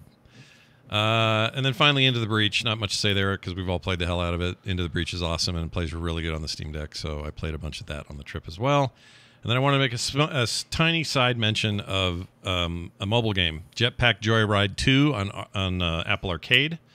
Jetpack Joyride 1 was a very popular game back in the day. And when it first came out, this isn't like an early iPhone game. And it was very popular, but it was kind of a side-running, random, endless runner kind of thing. And it was fine for what it was. People really liked it. It was kind of a high point of that kind of game at the time. Well, this sequel is amazing. Like, they took the core gameplay, but then they built all this cool stuff around it. Like, there's even, like, a factory that's perfect for mobile games. And this is Apple Arcade, so none of this has any microtransactions. None of that stuff exists here. All right, so it's just play the game. But the things you do wait on that are time gated are like this factory thing that you can click into, and while you're gone or not playing the game, it's accumulating gold in the mine. It's accumulating these other crystals in another mine. It's accumulating these blueprints you need to get new weapons. And when you go in there and check on that stuff, you just collect them. Boop, boop, boop, get your stuff. Go back into the main game. And keep unlocking new stuff. If you've played that game at all and you remember the gameplay of Jetpack Joyride, you'll definitely know how this game plays almost immediately. But man, is it a cool full package. There's so much cool stuff going on. I hope this ends up other places like the original game did, because I think it deserves to be on other stuff than just phone. But it's also nice because it only needs one button to function. It's literally a single button game. So using a touchscreen is not annoying at all because you're just, holding down to float and shoot and all of that. It's an amazing sequel. And if you have Apple Arcade, you can get it right now. So worth checking that out. That's it. Right. Oh, and I also, when I got back home, I played a bunch of Guild Wars 2, Cyberpunk 2077, and the Ascent, which I will hold off comment on until we get to Beau because I know he just did a run through that game, and I want to. Are you planning on playing Cyberpunk 2077 long term, or do you just check things? No, out? I think this is time for me to go all in. You're gonna beat it. I don't know if I'll beat it, but I'm definitely gonna play it. I mean, prior to this, I bought it, had it, poked in my head in there, saw some gnarly bugs, and got out and said, "I will wait till they fix this." And I've waited that long to fully play Cyberpunk. So. Whether if it holds my attention and I can get all the way through it, then yeah. But I don't know. Who knows? I gotta admit, I'm curious to dive back into. Yeah, I don't know why. I'm just kind of drawn to it right now. I think the hype around this patch and what they're doing next year is helping. And I don't hold grudges forever with games that piss me off when they launch. Like if there's a problem at launch, things like No Man's Sky have really paid off in the long run. And I have some forgiveness for that sort of thing. I don't give up on it. So that's kind of my attitude about this. It's like, well, I haven't touched you in a year, but I'll touch you now. Anyway, so that's what I played. Too late to touch. That's right. And I played, I should mention on the Guild Wars 2 front, I played a bunch before I left and then a bunch since I got home. I really like Guild Wars 2, and I think for now that's going to scratch my my MMO. We're going to try to play together at some point. We should. I friended you. I don't know if you saw it. Oh, I haven't been in yet. Yeah. I should go on and I think you were beating the Ascent, but I have you friended. So yeah. That part seems pretty easy, actually. Games. And you can transfer servers with no money. So I kind of like that. It looks free. I just hope it doesn't reset progress. I don't think it will. I think this probably won't. But you know, some games when you server switch, you reset your Oh, I don't think so. Stuff. But I don't think that's going to happen. No, yet. no. This is I think you got a level 80. You're taking them with you. Basically, it's WoW. It's WoW style. You can't do it willy nilly. You can only do one of these per 7 days. So, but that's who cares because we're just trying to get on the same server. So, once is enough. I think it switches all your characters. Like you have 5 slots. I don't think it's per character. It's like your account moves. Oh, that's interesting. I'm okay with that too. But because I tried to start characters on a second server. Yeah. Because I wanted to try out all the classes and it wouldn't let me. Oh, it's weird. Like you can only log into your home server. So. Well, I'm liking it, and I keep forgetting that the glider's in there. So when I fall off a cliff, I just die like WoW style, and then I go, "Oh shit, I have a glider. I didn't have to die." It's like a major part of the game. I like the Raptor. I've only gotten the Raptor, but you know what? You know what's even good about that game? It's just mounting. Like you just it's great. Press the space. You just mount. There's no summoning bar like in World of Warcraft. You just hit it and get on. Dismounting, you can do like a spinning kick when you're I'm like, why isn't this World of Warcraft? Like, why are we still insisting on channeling before mounting? Like, this is so great. It's pretty good. The only time I can't mount is when I'm in a special instance where they don't allow it. But for the most part, you just mount where you're at. Yeah. It's pretty great. Yeah. But for overworld travel, why not? Like, what's the point? But I'm going to I still feel like a noob in there because there's so much to do and places to work on your stuff. Even at max level, it's just like, I don't even know. I wonder if you could figure out how many times you've mounted in a decade of playing World of Warcraft. And like, oh my gosh, dude. Multiply that by the number of seconds and just think about how much of your life you spent waiting for a mount to appear. Oh my gosh. Is it a day? Did you lose a whole day to just the mounting? Depressing. That is I wish they would release that stat. I know. I would resub so I could log in and get that stat. Yeah, me too. I'd want to know how many times I mounted and waited for that mount bar. Yeah. There you go. Wow. You need a kick in the pants as far as your numbers go. Put that in your infographics. Log in today and find out how much time you spent casting your mount. They should do that for the entire player base. You know, they do like 10 million people logged in. This is like they should put 500 billion seconds waiting to mount, you know, in the year 2022. They should do that. Did you install any of the mods, Beau, for the Not yet. I'm meaning to ask you about the mods because the game looks okay. You know, it's like fun enough, but I'm like, oh yeah, this could use some enhanced beauty for sure. We need some Maybelline up in here. The shader thing I'm using looks real good. So I'll send you links. Yeah, even just like little touches. It doesn't need much, but there's like a lack of trees and foliage. It's very geometry world in some ways, but I've been told it gets better in the later expansions too. Oh, for sure. That's the MMO problem. Like, join Realm Reborn, awesome MMO, and you're like, what is this trash? Like, you know, like it's like stick it out, it gets better, and I believe it. And I've seen video; it does look like Final Fantasy gets better. And Guild Wars is kind of like that too, where I'm like, I like this MMO, but it looks old. It looks, you know, I don't know. You know, I'm playing higher fidelity graphics games. It's like. But I think I like gives me the MMO taste. Yeah, that's what I've been missing. The slog, you know. I feel like I've missed that a bit. In this world, you know, I like how they have a different way of handling that. Like open world content's just different than your typical talk to a quest giver kind of thing. And I just appreciate a more, I don't know, a different Speaking of AI, it has an actually interesting way of doing quests because, like, what'll happen is you're on, like, I was on my Raptor and some NPC comes up. It's like, hey, do you have a minute? And you might be like, no, go and you just move on. But if you actually talk to them, they're like, this caravan's about to move out, needs protection. And then it marks the caravan, and the caravan's going to move out with or without you. Yeah. But you can go and choose to help the caravan. And then there's this whole, it's the same as like if you picked up a quest and had to do an escort. But other players can jump in and it's like organically happening in the world. Like that caravan's moving, whether you're protecting or not. If you don't protect it, they die. And then you can see their corpses sometimes in the road. Like there's this sort of discoverability and organicness to it that isn't locked to a strict, like, go to this hub, do 10 quests, move on to next hub. And it's like checklist MMO at that point, which I kind of really like because, you know, you can choose to do the stuff or no, you know? Right. Like it's not part of a checklist. You don't have to have done that quest. Skip lots of them, you know. So sure. Yeah, I like that. I find that interesting. Yeah. It's neat. I'm gonna keep at it. It's just I like having a game where I can do stuff, have TV on the other side, relax, just kind of play, you know. And there's some some cool stuff going on in there. So yeah, I'm going to hang around that game for a bit.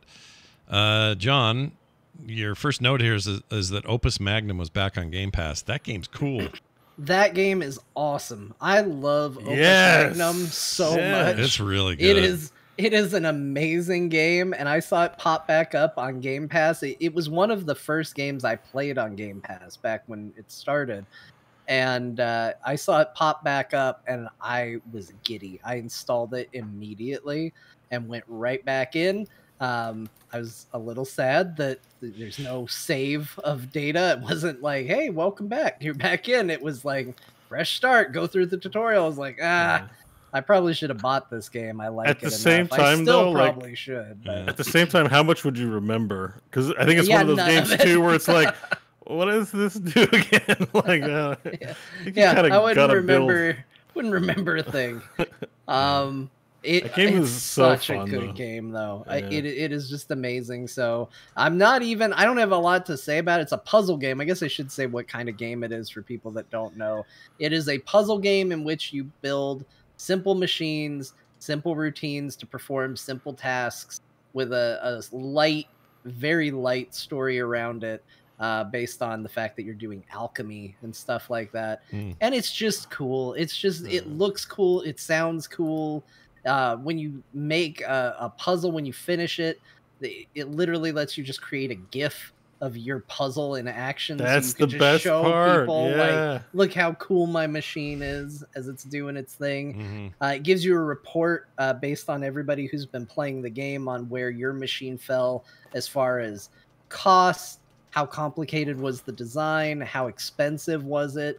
Because the game doesn't even really like limit you, and that's part of what makes it so fun is they don't come in and get all snooty about it, and they're like, no, you have to do it for this amount of money. They're like, no, just build it, but then we are going to judge you at the end, and we're going to be like, hey, you maybe spent too much money on this project. People maybe don't want to spend that kind of money for a face cream.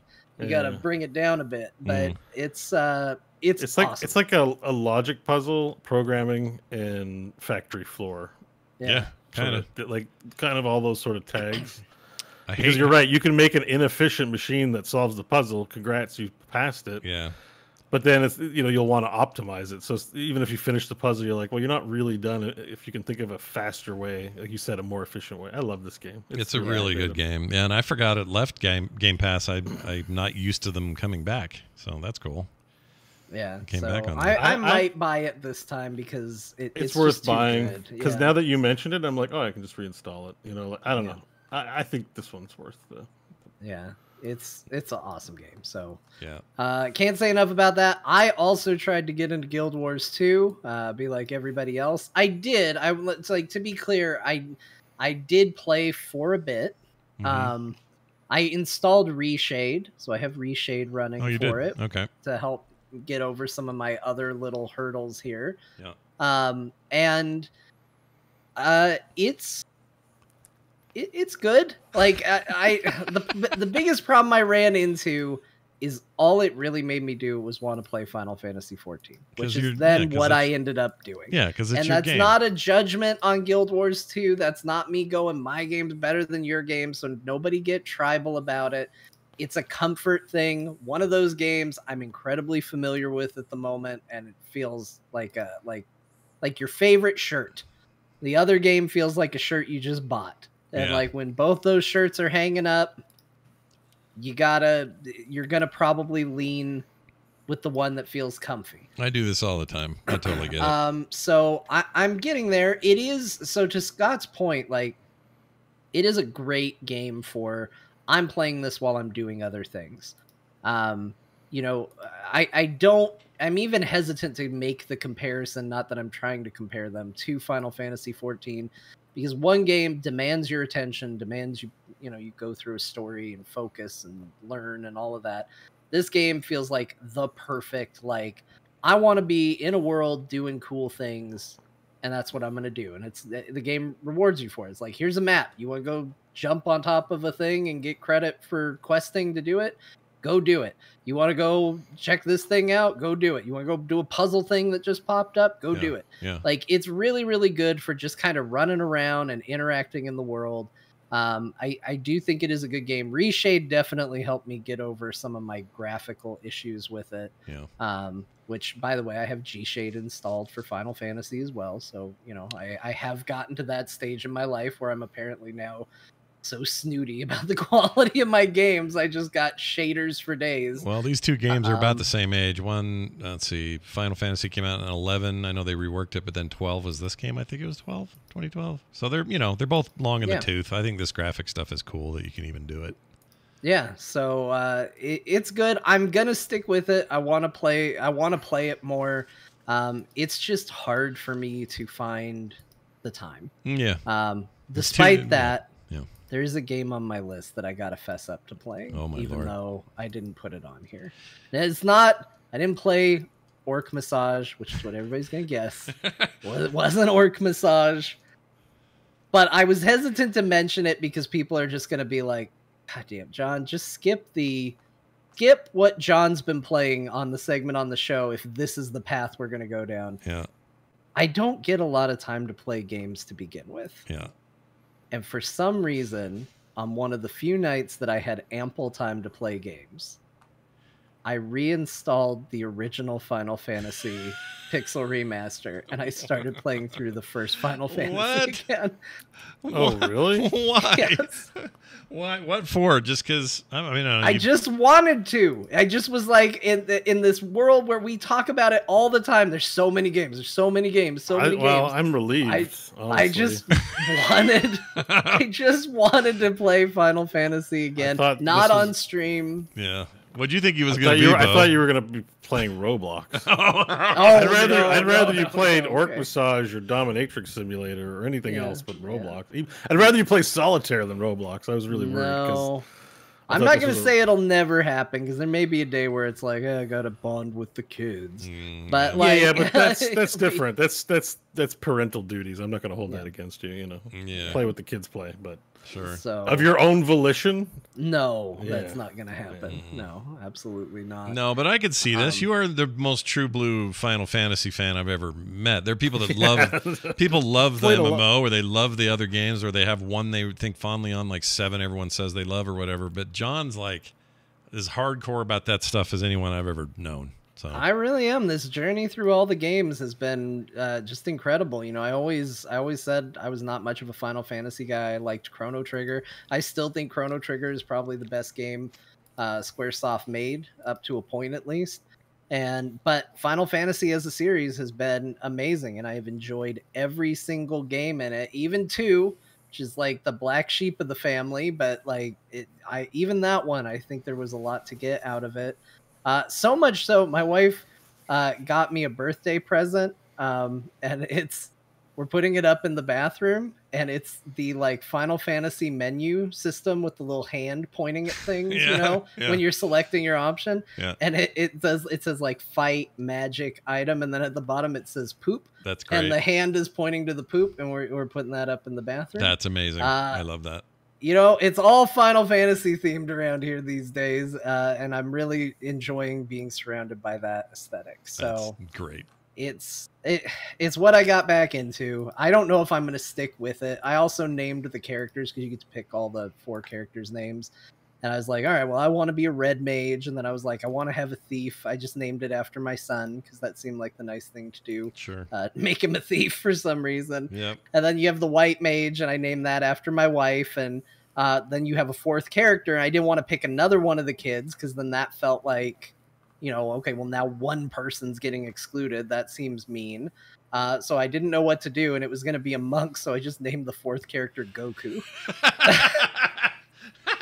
Take that, Fortnite. You think you got all the cool bullshit? Yep. So that's what the new adventure is. I love it. I don't know if I'll stick with it. I do need to still play, other more relevant things, which thankfully I did. We'll get to my last game, but I did play Final Fantasy. This last one I have serious levels of curiosity about. It's the Disney Dreamlight Valley game, and I saw this on all over the place. It popped all over the place. So it got a lot of attention, a surprising amount of attention. I didn't think anybody was going to care about this game. Yeah, I didn't either. A lot of people are talking about it. It is on Game Pass, so we talked about this last week as a thing where I said, I am so grateful for Game Pass because in a million years I would never buy this game. Yeah. But if it's on Game Pass, I will try this game. Yeah. And I loaded it up, and it is pretty much exactly what it seems to be billed as. It is a Disney Animal Crossing-esque little adventure.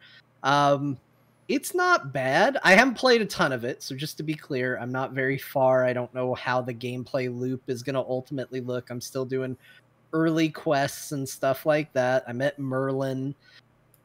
My big issue is it is microtransaction-y. Now, it's not in your face about it. At no point did I get a prompt, but I did go through the menus and like hit a menu where it was like, it's the Pixar event. And I was like, well, what's this? And they're like, buy the Pixar Super Pass to get all the, and it's like a Game Pass type deal. Oh, yeah.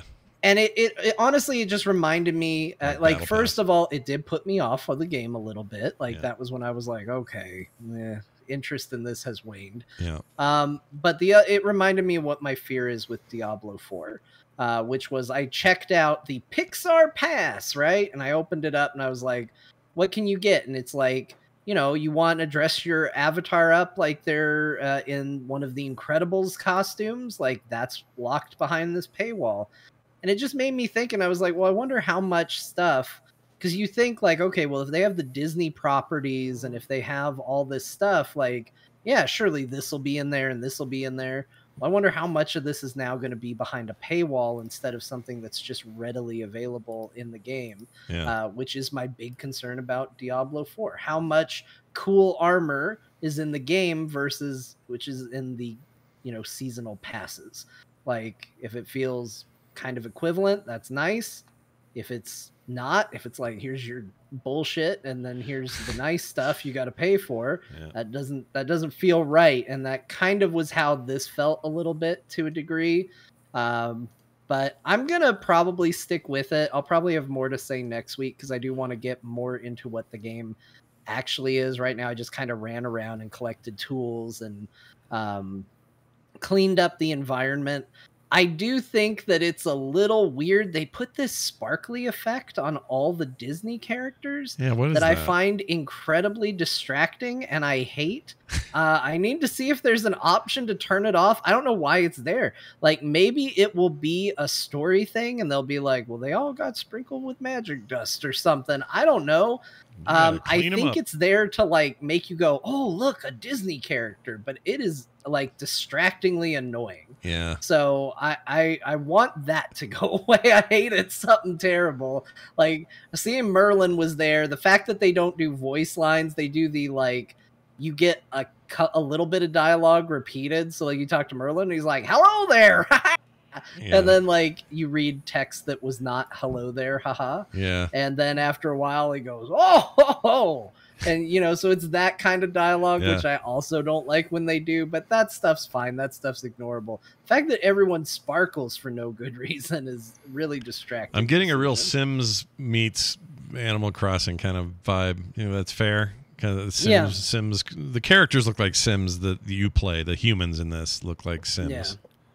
It had a decent, like, not insanely advanced, but it had, you know, robust enough character creator. Like, I was impressed. You can, they don't do anything restriction-wise as far as gender, which is always fun. So, you know, I like that. You can go in and do whatever you want. You can be a lady with an awesome handlebar mustache if that's what you want. And I'm all for that sort of freedom if they make what you want.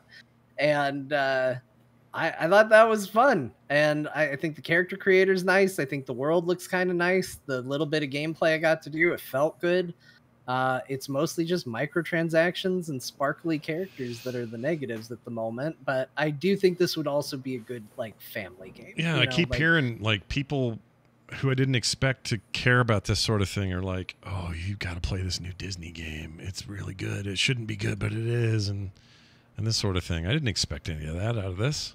I thought this would be like a throwaway garbage. I mean, Gameloft is the dev.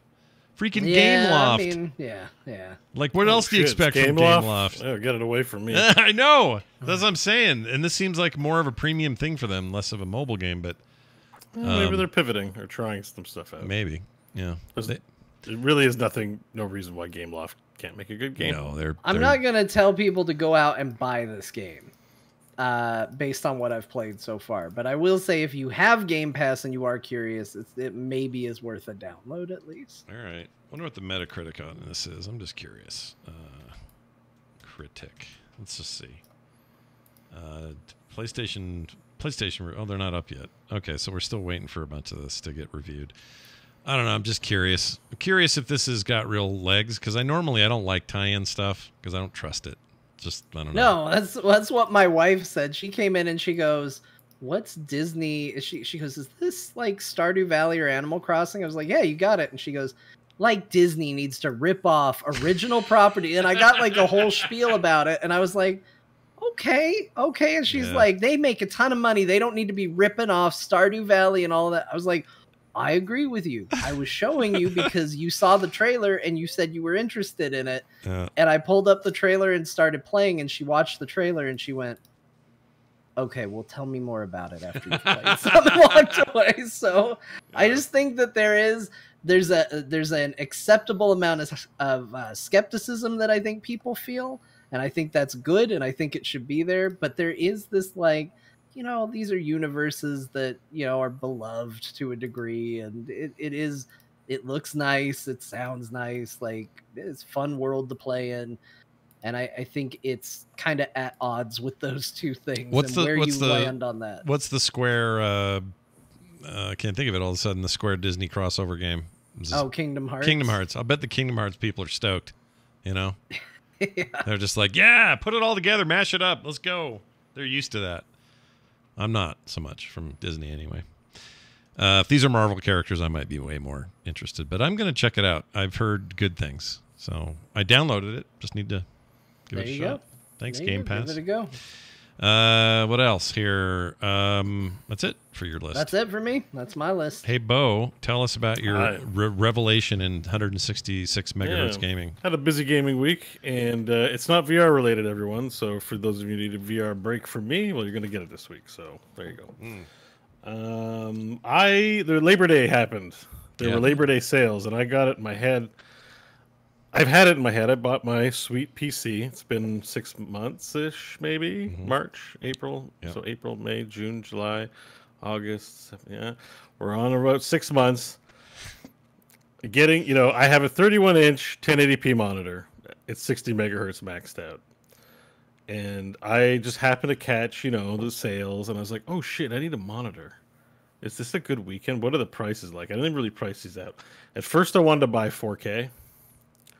Or 1440, but I was angling for 4K. I wanted 31 inches. And then as I started researching the price and stuff, I'm like, I might as well get like a refresh. I want a refresh rate upgrade too, right? And like those monitors are over 1,000. I couldn't find anything that was on special was sold out. Yeah. So I was like, all right, let's hit a different price point. And so I was like, I either have to decide between 4K, 60 refresh. But what about just a higher refresh on the 1080p? Anyways, I ended up finding a good deal on a monitor. It's a 31-inch 1080p monitor, normally priced around the $550 mark. Yeah. I got it on sale for $300. It's good. It's got like low ping. It does 166. It's not even like the standard double. Like it's like ultra mega refresh rate. It's like an LG Ultra Gear, something like that. It's a sick monitor. I was a little nervous because I was like, what difference is how much, like it's still 1080p, like what am I really getting? But my logic was my computer can render Doom Eternal at like 200 frames per second, but I'm not getting all the frames on my, you know what I mean? Like it's a waste. Like why render all those frames if my refresh is 60? Yeah. So I'm pleased to report that I love my purchase. Holy shit. Yeah. Why dude. I was living in the dark ages for so long. Yeah. And nobody told me that, like, why are you gaming in 60 mega? Like, what? Because everybody thought 60 frames per second would last us forever, and it's all we ever needed. But it turns out it really is just the baseline, and this 120, and like, 140. it needs to be hyped up a lot. But listen, you're not getting a graphical explosion or improvement of any kind. But the feel, like when I logged into Heroes, it felt like I was playing in butter. Like if you could animate. Yeah. The screen in butter. That's just I'm like, oh, it's so silky. Everything is so. I'm getting all 166 frame. Like, instead of blinking 60 times before my eyes, it's blinking 166 times, and it just looks so good. Holy shit! That's awesome. I love that. Like, it's been so I've been like, what? I've been trying all my games. I'm like, oh, I want to play everything at 144. Like, and you know, I really discovered the refresh rate thing because of how important it was with my Skyrim VR tinkering. Because I bought an overlay to test out frames. It turns out I'm only getting 45 frames per second, which is really bad for VR. In the headset. But VR technology has I'm not sure, I wouldn't call it AI, but it has a way to interpolate frames when you drop, so you don't notice it. That's why my experience has been okay. But like a little weird. There's a little weird. So I feel like I'm still getting like a high refresh rate, but oh no, it's intelligently dropping in frames. You know what that is? That's that thing that TVs get, that smart mode or that smoothing mode that everyone hates on TVs. Yeah, it's something like that probably. Yeah, for sure. And so I was learning a lot, and I'm like, just really valuing the importance of high refresh. The MetaQuest is going to go to actually 120. MetaQuest 2 is going to be natively 120 refresh rate. And I'm like, so then I'm like, oh, I see the importance for refresh rate, because if VR world has to be like life, like you don't want any disruptions to frame rate. It's not like when you're playing a flat screen game and it dips to 30, you get it. Oh, it's dipping to 30. Like, you just want to never have that happen. It makes people sick and it's not fun. Sure. So then I was like, okay, I'm not increasing my resolution, which sucks because I know my card can handle it. But I think my plan is going to be the 40 series are going to get announced soon. I'm going to save up some scratch for. I'm going to try and get like in the high tier, because I've got a 60. I'm going to see if I can't angle and get a high tier graphics card for the next generation. Sure. Or maybe a 3080 Ti or 3090 if they go down in price. Yeah. Or get a used one. And then I'll do the 4K. So for now, I'll settle on the 166, and man, like, every game just feels so much better. Yeah. That's why I'm like, let me log into the Ascent. How does this look? And I'm like, holy shit. Yeah. That's already a pretty game. I feel bad for myself and my 60 frames per second ass, like playing games, like thinking it was hot shit. Like, I'm like, it's like, I recommend it like wholeheartedly. It feels so good to play all these games. At a high refresh It's rate. a huge difference. I ended up with a 1440p, not 4K, but with a 144K refresh, and that was humongous change for me. Like, I don't even care about 4K now. I care mostly about that frame rate. Yeah, the frame rate, like, it really makes a difference on just how good and smooth, and like, because most video you even watch on your monitors are still at 30 or 60 frames, so it's like it doesn't really affect those too much. Yeah. So you have a hard time like imagining what that might be like, but it's just because of the VR headset. I'm like, oh, I get what a high frame rate does, and I'm happy. I was concerned it was going to be a waste of money. Like, yeah, just another monitor, yay, higher refresh rate. But I'm like, even scrolling through Steam, or my mouse looks like it's piercing butter and swimming in butter. Like, I'm just like, why have I not done this? I feel like such a dumbass. I never felt more like a dumbass and happy to not be one anymore. So I think people don't sell it hard enough, because a lot of the video before buying, a lot of the videos are like 166 or 140 is not necessary unless you're playing esports, and it doesn't really make you that much better, but some people prefer it. It's like, you guys need to be saying, throw out the 60, donate it to someone who can't afford a better monitor, and if you can afford it, buy yourself a decent. If you're a PC gamer and you're spending money on this stuff, go high refresh rate. Yeah, and TV as well. I would recommend. My TV does 120 hertz, and the Series X supports that for a lot of games, and it's good, huge difference. That's great. Yeah. Yeah. Oh, I didn't know about that. That's why I was curious about console performance. And I'm like, oh, I'm glad to hear that about the Xbox. Yeah, I don't think my good. Series S probably going to do that, but it might at the lower resolution. It may, not at 4K. Oh yeah, it might at 1080p, but my TV definitely is locked at. I bought it a long time ago, so I'm pretty sure it's locked at 60. But it might go higher. Maybe I have to look into it. But I could just, because I have like two LGs. Like, I've got my Gamer Extreme frame rate, and I've got the 60 frames over here. Luckily, I was able to get them both 31 inches, so they're perfectly even and matching.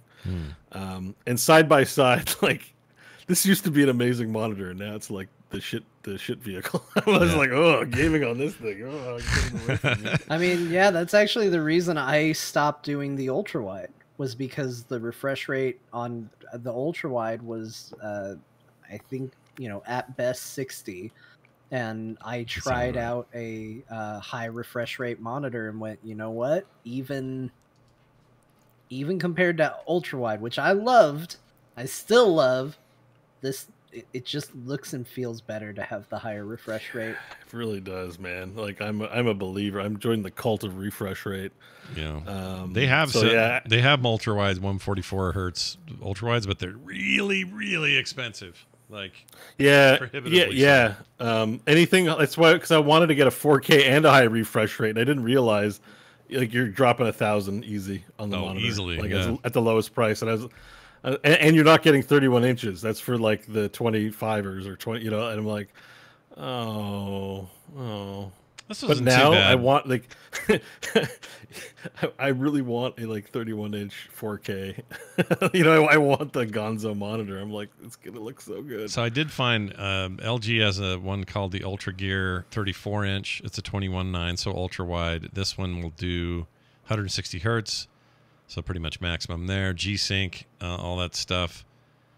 Yeah, I got G-Sync on mine. 649, not bad. Oh, that's the other thing. G-Sync is what is so that, great. 4K or 1440? That one's 1440. Well, 3440 by 1440, so it's ultra wide, but yeah, 1440. Oh, yeah. Like there were a few. I didn't want to go ultra wide, and there were a lot of curved options. I wanted flat. Yeah. Some people like the curved. I don't. It doesn't do it for me. The thing, it was like it was Labor Day sales, so like I walked into Memory Express here. I guess that's your version of CompuCenter or something like that there. So like, yeah, I had to go get it. They had one left in stock. I was just like, let me go grab this and I'll have it right away. I was super excited. Oh, it's like Christmas at your house. I love it. But like, if I wait for an online sale, probably I can find a good price, like a Dell or some vendor like that has a sale at some point. Like now that I know I want it, yeah, I just sit here. I'm like, I spent $3,000 on a computer, and let me just game on my Volkswagen equivalent of a monitor, like Uncle Buck's monitor, like sure. So sure. I was really that was just. Yeah, like playing in Tears of Butter, like so good. So awesome. Don't let anyone tell you don't need a high refresh rate. Like you don't get it, but like if you can afford and you're upgrading it, think about it, because I think it's important. Yeah, now that I have it, it's really nice. Yeah, and there's some pretty good sales on these right now, so it might be a good time to look. And I just like how unnecessary mine is, because mine refresh rate is 166. I'm like, I'm sure you don't need anything beyond 120, but I'm like, crank it all the way. Yeah, chat room says 2K at 144 hertz is the sweet spot. I agree. That's where I'm at, and it's awesome. Oh my gosh, I love it. Yeah, and I mean, getting a 4K like my 3060, it's probably going to be not. I probably need a better graphics card for 4K to begin with. So yeah. That's why I'm not in a rush. I'm going to check out the graphics card situation and maybe make the switch. But all right, so tell me about how the Ascent was, because you made me reinstall it and play the Ascent again. Yeah. Speaking of which, the Ascent was a game that launched when I had my old computer, and it didn't run the best. Yeah. And I tried to stream it too at the same time, and it really didn't run the best. But it was on Xbox, so I'm like, okay, I played on Game Pass. But you know what? I don't like playing that game on controller. Not because I can play twin stick shooters with the controller. But that has like a ducking mechanic, and I just found it kind of extra annoying. Also, the aiming's really precise. Like, if you play a game like Heroes, usually you got to aim for the hitbox on their feet, and a lot of games are like that. Like, just get generally around them. But in this game, headshots are headshots. Oh yeah. In the 3D space, so you got to like aim a little higher than their feet. Like, there's some adjusting to how the aiming works in this, because it's very precise with the red dot, like in 3D space. It's not a very forgiving collision detection, but it is accurate once you get used to it. So I didn't enjoy it, especially with the ducking and the aim down sights button. There's just too many buttons to press all at the same time on the controller. And then I remembered when I was looking for games to check out my 144, I saw the Ascent on sale, and they had a DLC. I was like, oh, there's DLC for it now. There's a new zone. Awesome. So I bought it, and I played it all the way to the end. This game is... It's really strong in some ways, and it's really like, I wish there was more in some ways. You know what I mean?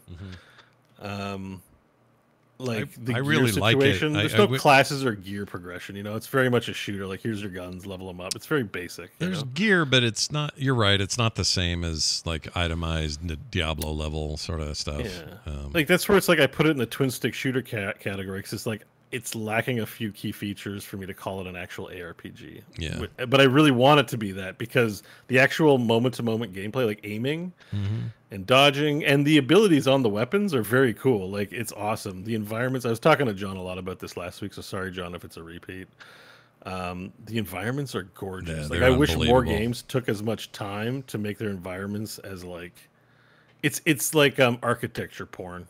Basically. Yeah, it's really special. I don't know. It's almost like the game shoots itself in the foot a little bit about that, because it has some of the most incredible environment design I've ever seen in a game, period.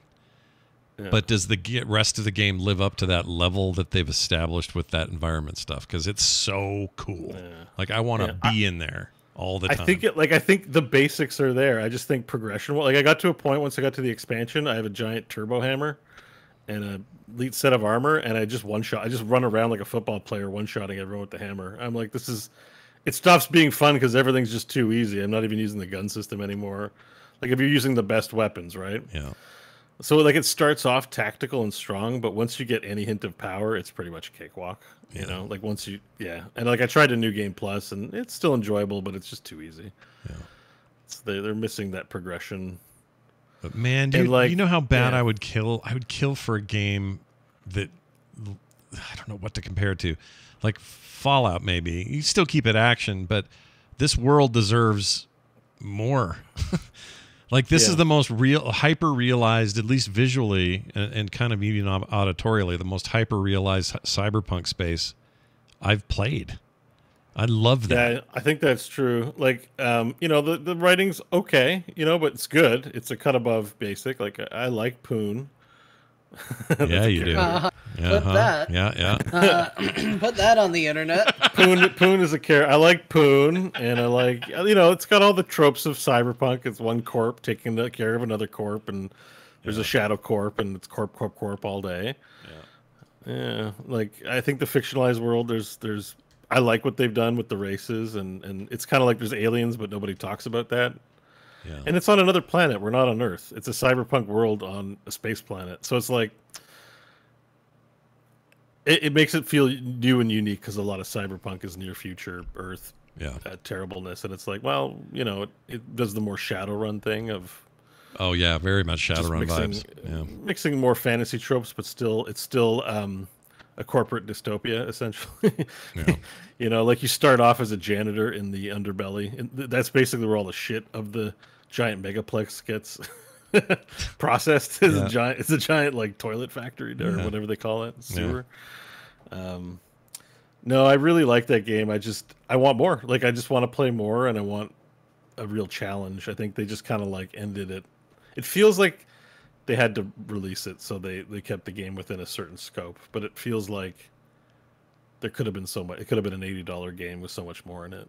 Oh, there's so many, like, I just feel like the world building is so strong that you could have made a bigger, more way larger in scope game than what they gave us.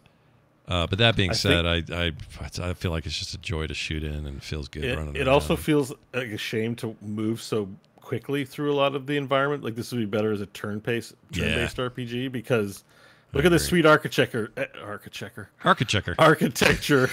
me run past it Let me run past the sweet architecture real quick. Yeah. You know what I mean? It's like, well, I only got to see it for 2 seconds. You almost want to linger and have a fight or something. I feel like this game was bigger.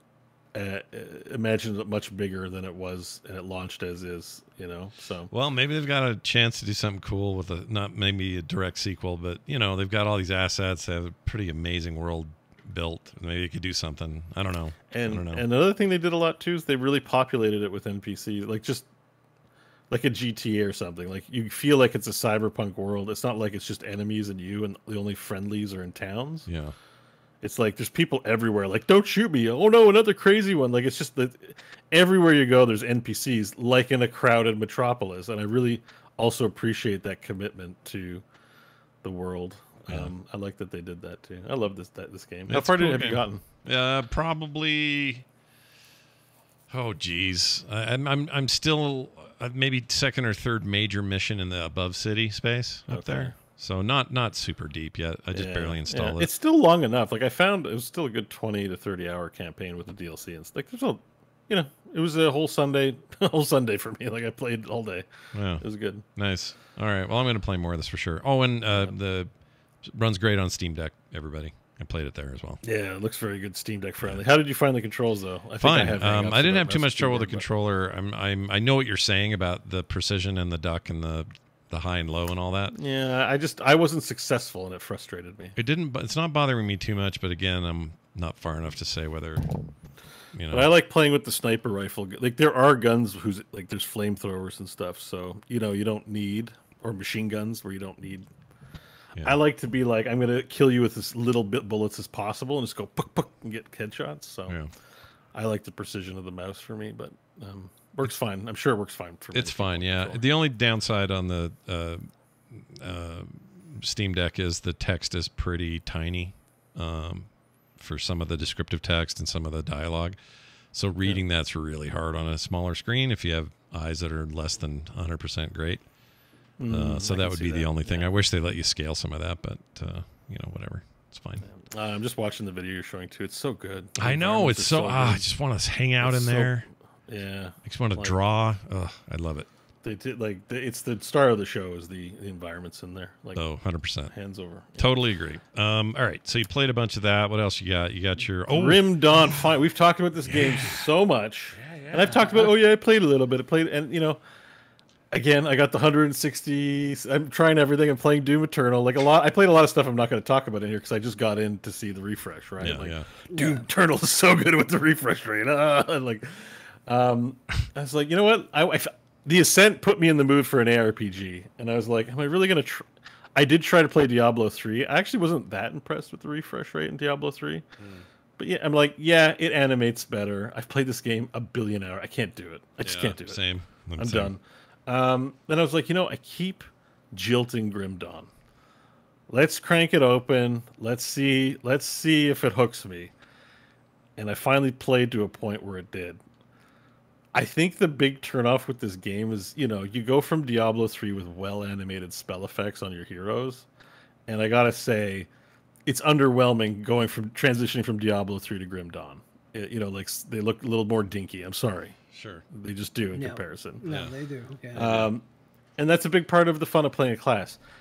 However, this is an ARPG's in a post-immortal world where you're like, let me get this casual experience playing an ARPG. Immortal, has all that baggage. Mm-hmm. So this is more complex than Immortal mechanically. In fact, it's a fully featured ARPG. It has item science, randomized loot. It has a lot of abilities, a ton of build depth. And I started off playing an Inquisitor, and it's auto attack based. So I'm like, I'm not even gonna use that many skills. Like the guns are just cool. And just like kapow, kapow, kapow, kapow, kapow, kapow, kapow. And I was having a good time. Mm-hmm. And you know what? I got to their version of Leoric, which is Warden Krieg. Yep. But I was like, okay, all right. I was still having fun. I was like, still not impressed. And then I got to the second zone, and it started to be more outlaws. And then I got to my a dungeon, which is not a main story dungeon. I don't think it's like a side questy kind of thing. Yeah. And it was really deep, and it had 3 levels, and it lasted a long time. And I all of a sudden was like, I really like this game. Once you hit level 30 or so, then you start having a lot of abilities, a lot of points, and the item science kicks in. Oh, yeah. And I got to 30 on the Inquisitor / Necromancer, and I was like, actually, I don't know if I want to play this. And I started a second character, and now I have another level 30.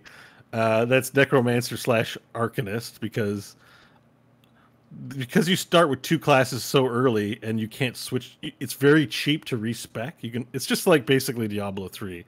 You can respec your runes at any time. Yeah, just can't. You spend a bit of money and you can just respec all your shit. Like it's very flexible. It has a transmog system, so you can always look cool. Yep.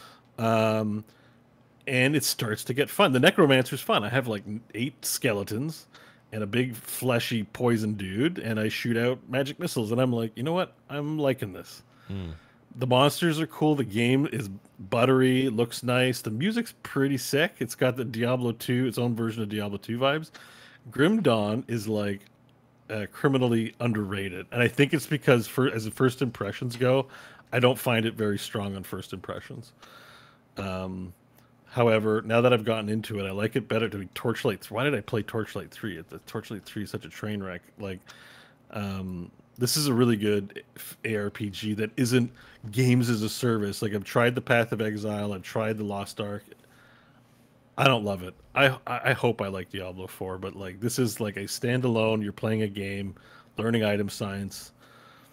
There's a rudimentary story, which is great. I don't want a big lore, and the ARPG-ness of it is well programmed and done and feels good. And now that you just have to give it a bit of a chance and get to the second zone, and then that ARPG brain starts to kick in, and then all of a sudden I'm like, oh, this game is so awesome. So it's good. Yeah, I'm gonna be playing it for a little while. I really like Grim Dawn. The thing I liked, one of my favorite things was as you get a little bit further, maybe it's right around where you're at, there's an option to turn off any items that hit the ground that are under whatever quality level you want. So good. Yeah, then I want to do that, because definitely I've graduated to greens and blues. I don't want any yellows anymore. Yeah, that stuff will just poof and go away. It's a little overwhelming at first, because you get plus ranks to all the abilities, but I don't know what they all are for the classes. So I'm like, is this good? I don't know. Like, what do I want? Initially the tooltips are pretty complicated, but that's how you learn over time, right? Is like you start making incremental changes, and until you hit a wall, you don't really care about it. Like, oh shit, I died here. Like, they're actually hitting hard. I need to think about defenses. Yeah. So I don't know. I'm having a good time. I like all my skeleton pals, and I have 166 frames of the game entering my eyeballs, so that's even, like, it's super buttery. Yeah. That game looks good at those high frames. I'm happy. Yeah. I'm really kind of stoked on Grim Dawn right now. Okay, good. That makes me happy to hear that. I thought you would, because you've constantly been saying, Beau, you like Grim Dawn. And I'm like, I don't know. Yeah. You sound like an idiot, and I should just play it. But it's I'm glad I waited till proper now, ARPG, but it's aces. It's 100% aces. Good. Now tell me about your Nightmare Rocksmith experience, because this. So Rocksmith Plus is out this week. Yeah. I remembered yesterday. I think it came out Tuesday. I'm like, oh man, let me check this out. Guaranteed $20 at least for the first month. By the way, real shitty promotion. If you own Rocksmith 2014, you can get 3 months for free if you sub for a year, but it has to be your first sub. I have to sight unseen sub for $100. I'm not doing it, Ubisoft. Keep your promo. Junky ass promo. You should just give me a month for free. Yeah. You should just be like, you own it, try out a new product. Sure. Your promotion sucks. It's true. That's how I feel. It sucks. Sorry. Sure. I'm being a bit of toxic Beau today, I take it. I think I'm the villain of this week's episode. It's starting to feel like, but you know what? Well, they usually have to do that in post, but we're doing real-time editing here, so Beau's our villain for the day. But I went to go pay for it, and the damn PayPal site so I'm in the Ubisoft Connect app, and then when I go to complete the purchase, it redirects me to the website, and then doesn't trigger my purchase. And when I purchase on the website, it don't do shit. I can't pay for the game. I tried it yesterday. Maybe it was busy. I tried it today. No bueno. I don't know if anyone over there is listening, but please, I would like to finish my transaction. Maybe I should email the customer service instead of posting it here in the show. But it's a really bad look if you can't play their game on launch week. Like, oh my god, Ubisoft Connect is problematic. You know what I've learned? I learned something here, because this reminds me of what I had to do with the CCP launcher to be able to play CyberPunk on the Steam Deck. You need this launcher to create the layer for the saved games. No big deal. I don't mind when it's like a little panel, quick login, launch the game. Everybody can do that. I don't care. That's fine. Everybody and their dog, make a little thin layer launcher. Fine. But what I don't want you to do is make a thing that has to be minimized to the tray and run in the background all the time and have a little its own little store. F off. Yeah. Or have weird pages. No, I know what you mean. Because Ubisoft Connect is not. When it's just, I'm not excited to be in there. If it's a thin layer, like a really thin layer, that tells me you're gamer focused. You care about my experience. Guild Wars 2, Final Fantasy 14, great little launcher layers. Sure. Right? They do have promotions on them. You can click them, news items. Yeah, but it's super clear. Log in, launch game, you're in. That's it. I don't mind that. That's fine. Do that. But Ubisoft Connect, I'm looking at you, EA, whatever you call yourself now. I don't like your desktop thing.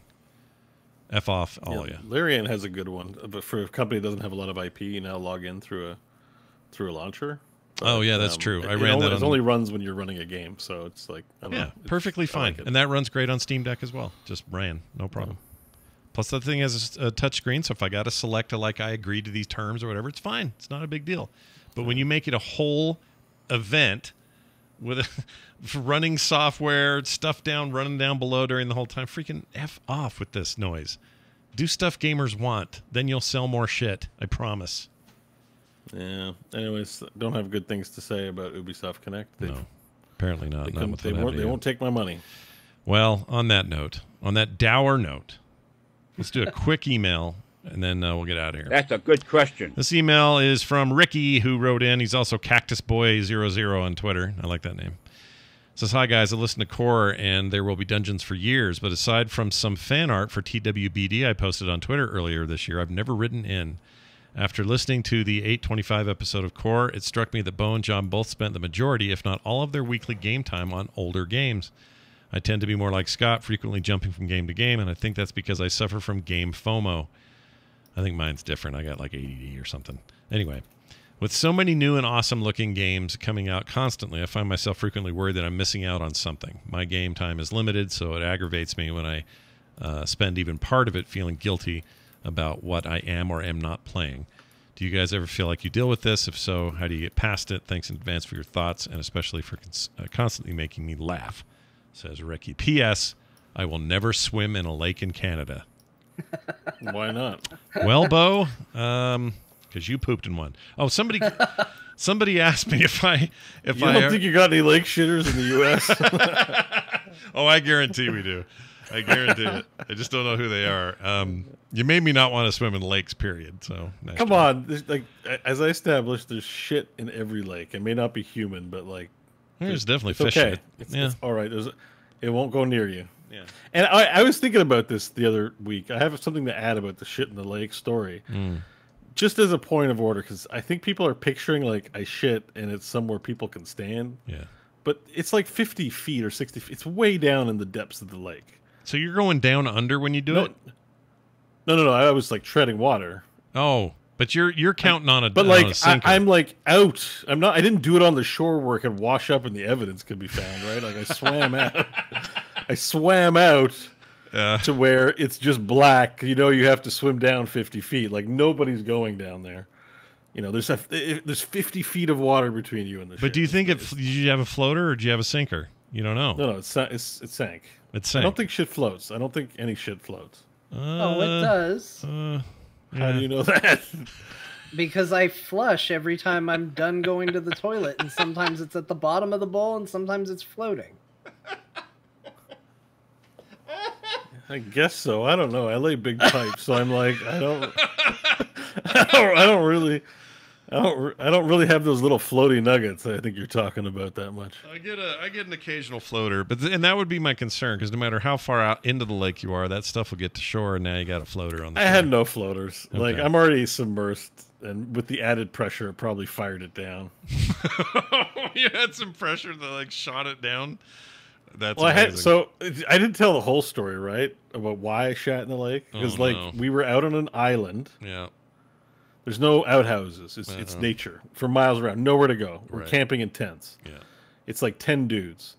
So they dug a hole in the middle of the island, put a roll of toilet paper on a twig of a branch of a tree, and everyone just shits in the hole. And I got tired of going to the piss and shit hole in the middle of it. Stinks. It's full of bugs, bees everywhere. I just wanted to have a serene, peaceful shit away from the shitting hole. So I shit in the lake, and I kind of held it for a long time. So I had to go really bad. Yeah. So it was. I know it was a, it was a big laundry basket or whatever. Like it was a full. It was a full laundry basket. I've never heard. I don't know. It was a big like. I had waited a while. It was a few days worth of backup, let's say. So I was like, I got tired of shitting in the shithole with 10 other men shitting it. Yeah. I don't like You know that what I either. mean? I'm with you there. You know I don't what like that. Like I was Not a like, fan. I didn't. And before we went, I didn't really think about the shitting arrangement. So I was like, okay, let me be a man and not complain about the shithole. Yeah.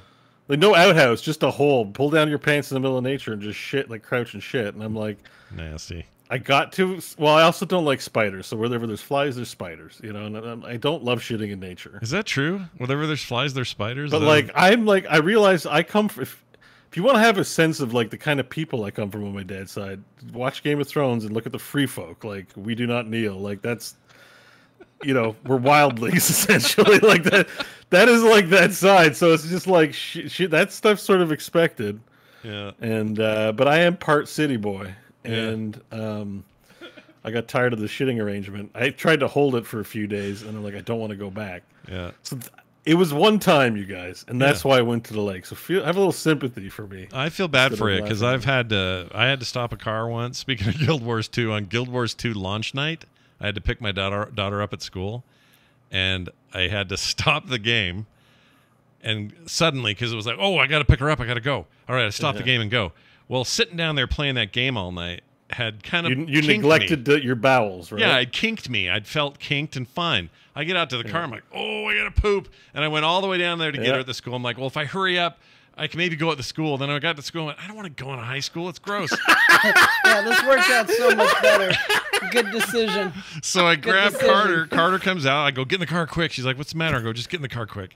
So she gets in the car quick. We're driving. We're halfway home. The lights are slow. The people are slow. And I'm like, I can't do it. She's like, you can't do what?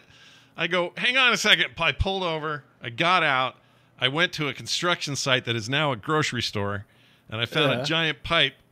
And I sat on that big old pipe. What? You shit in a construction zone pipe? I did. Was your daughter watching? This was after you picked up your daughter? She was right? mortified. She was in the car, mortified. You couldn't see those. It was night. It was dark, so you really couldn't see what was going on. It was a Carter. She should draw. I've heard this story, but I, for whatever reason, remembered it as you just went in the woods like a bear. Not that you went to a construction site. It was just right there. And shat where some person has to go to work the next day. Where someone was like, hey, Reggie, you want to grab me that pipe over there? I don't know what it's doing. I don't know why they have New York accents. I don't know what it's doing over there, but you want to give me that pipe? And he goes over and just...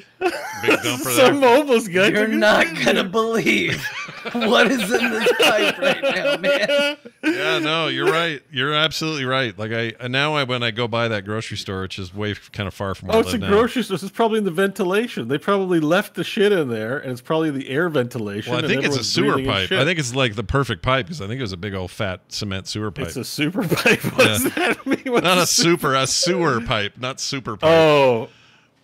Well, how? I mean, do you really know if it's a sewer pipe? I mean, I don't actually know. Yeah, it could have been part of the air ventilation moving Freon around. It's a big like round cement one, like a big one. How's the grocery store smell? I haven't gone in, so I couldn't tell. How many years has I it wouldn't been? want to go in either. You should go to this grocery store and say, "Excuse me, but 10 years ago I took a shit in a pipe when this was under construction, and I'm feeling guilty about it. I mean, can you check your pipes for a 10-year-old shit that maybe my daughter, she was so embarrassed, so we rush home after that, and I get home and I went right back down to playing Guild Wars. Right back to playing it. That's 100% a gamer story. I understand gamer shits. You play for like 15 hours. Oh yeah. Feel fine, and then you're like, I'm gonna do another thing, and then all of a sudden your ass is going to explode with shit, and you are nowhere near a toilet because you decided it's the worst to not respect your bowels. It's happened a number of times to me. Usually not. I don't have trouble podcasting usually, but like if I'm playing a game and I'm super focused, and then I've just forgotten myself, I gotta poo. Yeah. Just gotta Have poo. you been there, John? Do you relate to this story? No. At all. I basically live my life in constant fear of where I'm going to have to go to the bathroom if I need to and plan accordingly. You probably did. Me and Scott probably did a bit more. So here's the problem is I have lived with like stomach issues. We'll just say general stomach issues my entire life. Yeah. And going back to what we talked about on the pre-show, when my gallbladder got taken out, that did not help them. In fact, it made them astronomically worse. Probably got worse. Yeah, that's usually what happens. And as a result, it's basically a coin flip if I eat food, if it's going to upset my stomach and I'm going to have to deal with it. Yeah. So I actually do, as much as it's a joke to say, I actually live my life in anticipation of what's my plan for bathroom if I need to use it. Because you need to know where they're at, especially like at BlizzCon. Yeah. I do this at BlizzCon. I'll be like, there's one, and there's one. Okay. Yep. So I can make it here if I need it. Like the year I had to do the stage thing, 2018. You wouldn't have believed how well I had those bathrooms marked in my head, all of them, including the one backstage. I was like, okay, that one, okay, because I just thought any second now the nerves are going to kick in, and I'm going to have to take a big wet one, and I got to be on stage. You've marked every bathroom, every pipe. Yep. Yeah, you know where every single one is. I'm not gonna lie, I was stressed out about shitting at BlizzCon too. It's stressful. There's so many people, and you don't want to like have an issue. And even if there's a toilet nearby, there's nothing saying you're not gonna get to use it for 2 hours. Let me tell you, that's part of the reason why the media pass really helped my BlizzCon experience. Yeah, I had far less anxiety about it. I was like, I'll go use the media pass. Oh my god, yes. I mean, I'll thank Lashes forever for hooking me up. Did we all get into Hilton? Like, I think she hooked me up with the Hilton one year. Oh, did she get you a Hilton? Which was accent? yeah, I can't remember what the circumstance. Yeah, because it was the year I got the media pass, and then she got me a room in the Hilton. And let me tell you, it was so nice to have a hotel like right next to the event. I think it was hotel with a window overlooking the walkway. It was amazing. I don't think I was anything other than Hilton. I don't think I've ever stayed. Let me think. Oh no, I did do 1 year at the Sheraton across the street. The one Patrick's always in. No, I felt like a superstar. I'm like, I'm in the Hilton, the most important hotel. I was all arrogant in my head about it. Yeah. I've always been a walk away, but you know, at the very least, But I think I told you guys this. I've said this on the show that like my antisocial tendencies. I always took a break during BlizzCon. Yeah. Where I left the event and went back to my hotel and ordered a pizza. Yeah. And just sat in the hotel and watched the event on live stream from the hotel. Yeah, ate pizza. With a Pizza Hut pizza. Yeah. And that was also like dedicated bathroom time as well. I was like, if I need to go to the bathroom, I got one right here. That's right. I got my hotel, got my pizza, watching the show. Yeah. Honestly, really nice. Yeah. Really looked forward to my I love getting away from that stuff. Back. Like one of my favorite things to do at a BlizzCon is to somehow duck away and go take a nap. I loved it. Loved it. Yeah. It was rare, but I loved doing it. And I'd do it again. Would do again. All right, well, don't poop in a lake. But anyways, did we answer his question? Yeah, I think so. No, we didn't. Oh, we didn't even come close to talking about it. Not even a little bit did we talk about his question. It's his PS. He did it to us. He did the PS, and that threw us off. All right, FOMO. I'll game answer FOMO. it real quick. Yeah. I do think Scott has a different thing than what he's describing. I genuinely do. Because I wouldn't describe what Scott has as FOMO. No. This is how Scott likes to game. Yeah. And so the distinction I would say is I do occasionally get that feeling of like, oh man, I should play this. I should play this. The way I avoid it is remembering how unsatisfying that is for me to play games. Yeah. I hate, I like having stuff to talk about on this show, but I don't like coming on and being like, yeah, I played 30 minutes at Disney Starlight Valley, and I did, I played 15 whole minutes of this game. What an experience I had. Like, I look at my games library and I look down the list and I realize that every time I bought something because of game FOMO, I don't have a good experience until I genuinely go back to it with an interest in playing it. Yeah. Even great games like Cult of the Lamb. Like, I know that game is legitimately good. I'm going to have a fantastic time when I play it. But I picked it up as part of a game FOMO. Like, oh, it's in the zeitgeist. People are talking about it. I better play Cult of the Lamb. And I didn't actually want to sit down and give it the time it needed. It was like, this will be good to talk about on Cord. People are playing it. I need to be a part of this. Yeah. I need to be where the gamers are. I apologize to you formally. I made it worse by trying. I think I also ribbed you a little bit for only playing 30 minutes. And episode. Sorry. And so... And I look back at it and it's like, I don't have a great experience with that game. Why? Because I didn't really dedicate a bunch of time to playing it. And that's what I think that would be my advice. If you have game FOMO, think back to your experience playing those games. Did playing it in bite-sized chunks and going from game to game really make you appreciate and think, yeah, that felt good? Or did it just make you feel like you were part of the conversation and part of the community for a half a second, and then you moved on and had to buy something else? And if it made you feel that way, just say, you know what, I'm going to buy experiences that I know I'm going to really enjoy and really be able to dive into. And I think that's where you are different, Scott, because I think you legitimately walk away from, I played it for an hour. I played it for an hour and a half. And you're like, yeah, it was fun. That was wonderful. That was great. And if that's how you feel about it, then I think that is your play style. You know, it's like growing up in an arcade. I went and played on this machine. It is kind of arcadey, you're right. Jumping from game to game. The one thing I should say is it doesn't sound very economic to do that, but because I've been lucky enough to get like tons of codes for stuff, and sometimes I just get an email saying, like this upcoming the weird one that looks like Aliens, the shooter. What's it called? Callisto Protocol? No, it looks like H.I. Geiger art. I forgot the name. Scorn. Yeah. I got an email out of nowhere from the Scorn developer saying, hey, we would really like your show. Do you want a code? So I got a code. 50,000 followers. So it was nice. And so I get that a lot. And because of that, and Game you Pass write is back similar. and say, hey, if you really like our show, you know there's 2 other people on it? Yes, and I did actually. I requested 3 we've gotten codes. codes before, John. I requested 3 codes. So we'll see. I haven't got mine yet either. But when they do, it'll be great because even though that's a Game Pass game, and this is a bad example, but if it wasn't one, you know, I don't know if I'd even buy it, or if I would, I would have to hear reviews first or whatever. But instead, I can kind of poke and play and go and because I've got 2,000 games in Steam or something, me getting little pieces and bits has just always kind of been my way. I don't know if that's good, if it's bad. I don't know what it is. And the games I do beat and play all the way through, they're usually special experiences, like, I don't know, Wind Waker, or when I beat the what's that game called? The Chinese or the Hong Kong GTA like one.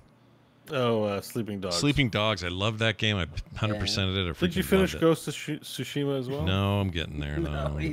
He's working on it, man. Don't rush promise. He has till the end of the year. He's got. The only reason I bring that up because that was the one game you promised to finish. Yeah, that's what right. You didn't make any other thing. promises, but there's a promise tied to that one. You're absolutely right. I think I wish that game was more. I wish that was on my. It's really good. I wish it was on my Steam Deck, to be honest. Like, I can't do that because Sony doesn't put it there. Although I think it's coming there now. It'll be on Steam at some point. But anyway, the point is, someone in the chat said it too. It says Scott, makes a living from being part of the conversation. Yeah, and that's part of it too. It's like, I want to get this out. I want to say this. I want to discuss this. And to me, sometimes it's the broader issues that the gameplay brings out in me. It's like, I did this mechanic, therefore I want to talk to you guys about that mechanic. I may never even touch that game again, but it left an impression, and it's worth discussion. And, I don't know. It's just kind of the way I work it. Sometimes I admire when I hear Beau picks up a game and just has an entire Sunday and he beats it in 30 hours. Like, I haven't been able to do that in a very long time. So I'm jealous of that a little bit, where I can just go focus, and I don't lose, the thread. Even if I'm not loving it, there's still some value in saying, yeah, I'm going to play this to the end and really have a full, like, that's why I should never be allowed to do reviews, because, I don't have time to finish the whole damn thing, or the interest sometimes. I think that's good. Also, like, I have a lot of privilege. Like, I'm lonely. You guys have families and commitments and stuff. I live alone. I can easily put down 12 hours and not have someone like, can you do something different with your day, or can we go out to dinner, or can we make love? And I'm like, I don't have any of those bothers. Sure. Sorry, I'm just making jokes. I don't mean to make it sound sad. Can we make love? Go out there, boast as your bothers, and you're holding me back, and slam the door. I want to make love, but he won't stop playing the Ascent. Yeah, exactly. I don't know. But, if I had to guess the next game I'm going to beat, if I had to guess, its mainline story is probably CyberPunk, to be honest. I feel it. I can feel that pull. So? Yeah, I feel the pull. I don't know why. Just if you skip side missions, the game is not that long. Like, if you kind of just stick to main stuff too, like, yeah, you could probably get through it in a reasonable amount. I've got some friends who love the side missions in that game and say, make sure you do. I recommend doing it all. I love that game, but time being what it is. Yeah, I'll see what I can do there. I do like side stuff. I like clearing shit out. I mean, go find the pedos and shoot them, though. I recommend that one. And I beat. I don't forget, I beat Assassin's Creed Origins 4 years later. Yeah, you did. I sure did. That's a game you beat. What's our tally up to, by the way? Who? Our tally. What's our game finish tally up to? Oh, for me, it's still at the one. We're closing in on year end, boys. Yeah, we do have to start figuring it out. We need our best of the year. Which of the Final Fantasies I beat this year versus last year? I gotta get to all of it. Which of the games I played 5 minutes of did I enjoy the most? I mean, that could be a list too. That could be an award. We could do an award show. Best 5 minute fun. Sure. You know, sure. Most fun in 5 minutes. I think we should plan it out because usually we just do it like a week in advance. We're like, hey, it's the end of the year. We should do an end of the year show. Yeah. We should actually come up with fitting awards. I agree. For us.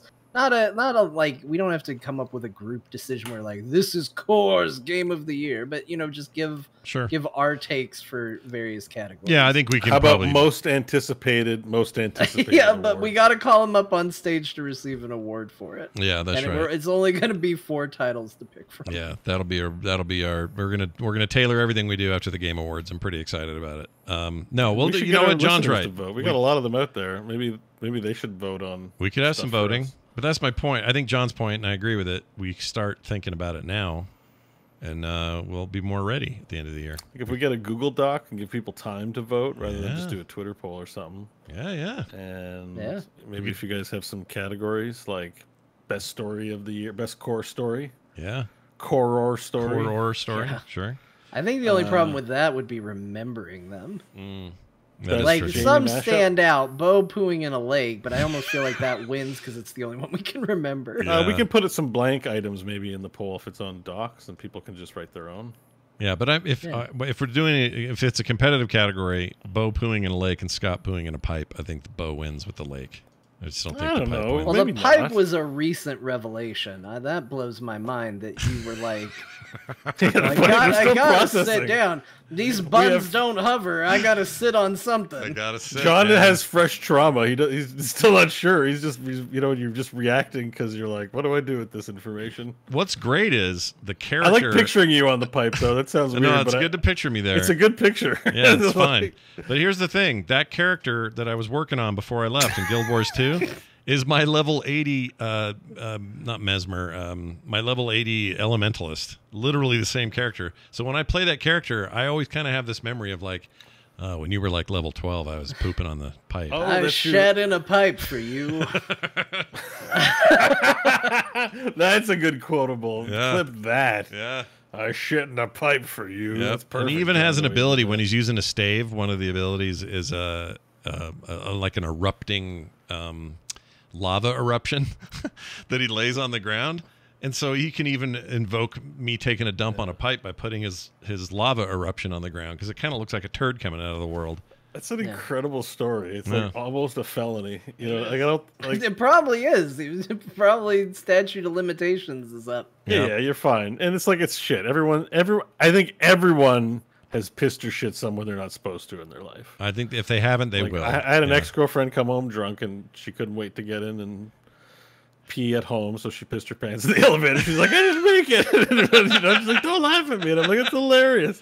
Yeah. Somebody had to clean up the elevator. We didn't confess. She had to pee in the elevator. It happens.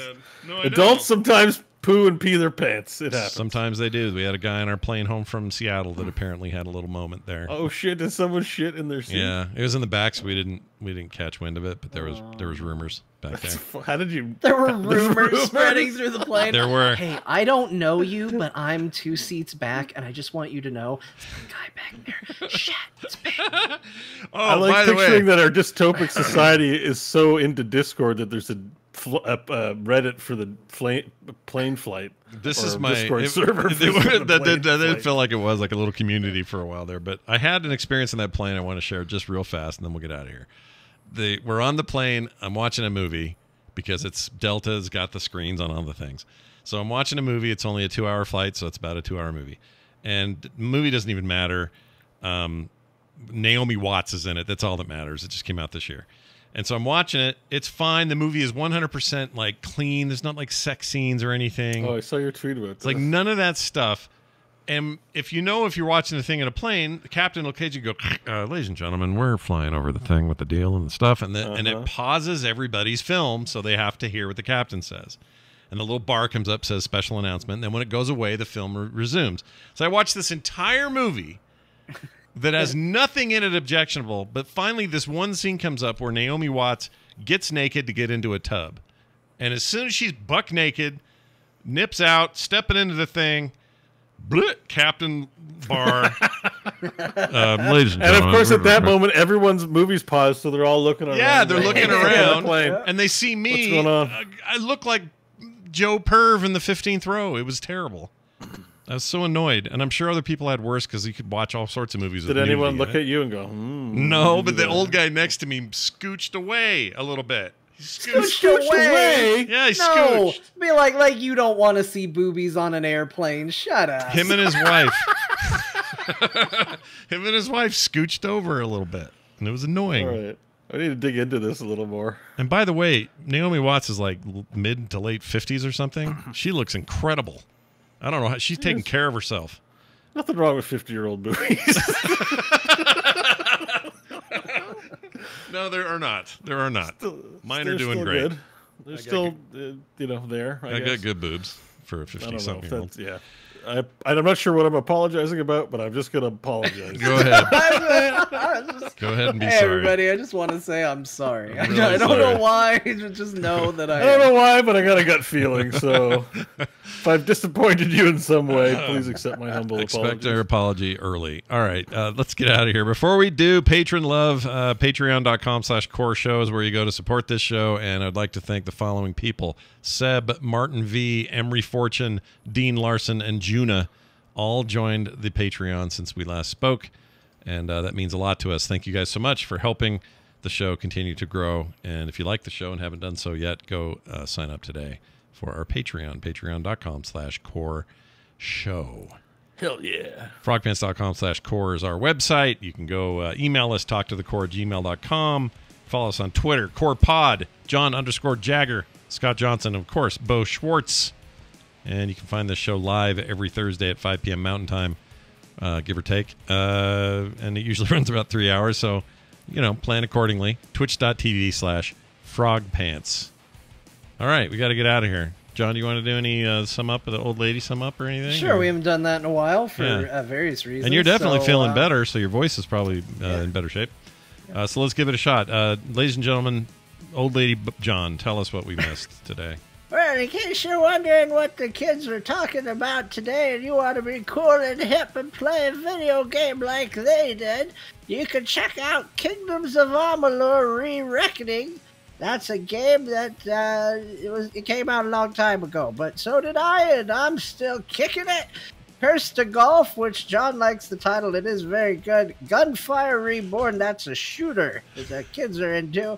Into the Breach, Jetpack Joyride 2, Guild Wars 2, Cyberpunk 2077, The Ascent, Opus Magnum, Disney Dreamlight Valley. I almost read 166 megahertz computer monitor. This is why you have to put just game titles in your list, Beau. It doesn't make any sense. The Ascent, Grandma. Grim Dawn, and Rocksmith, I guess. I don't know. He just sort of talked about buying stuff, but I guess we'll say Rocksmith. Here's a shout out to the game Beau can't buy. Don't say shout out that way, Grandma. It's Yeah. not cool anymore. Whatever. You guys will make up. We now say no cap. Oh, no cap it. All right, that's it. Thank you all for listening. And we'll be back next week with more. And we look forward to seeing all of you there. Thank you, chat. Thank you, everybody listening at home. Thank you, patrons. Thank you, everyone. Go play a video game. We'll see you tomorrow. This show is part of the Frog Pants Network. Yes. Get more at frogpants.com.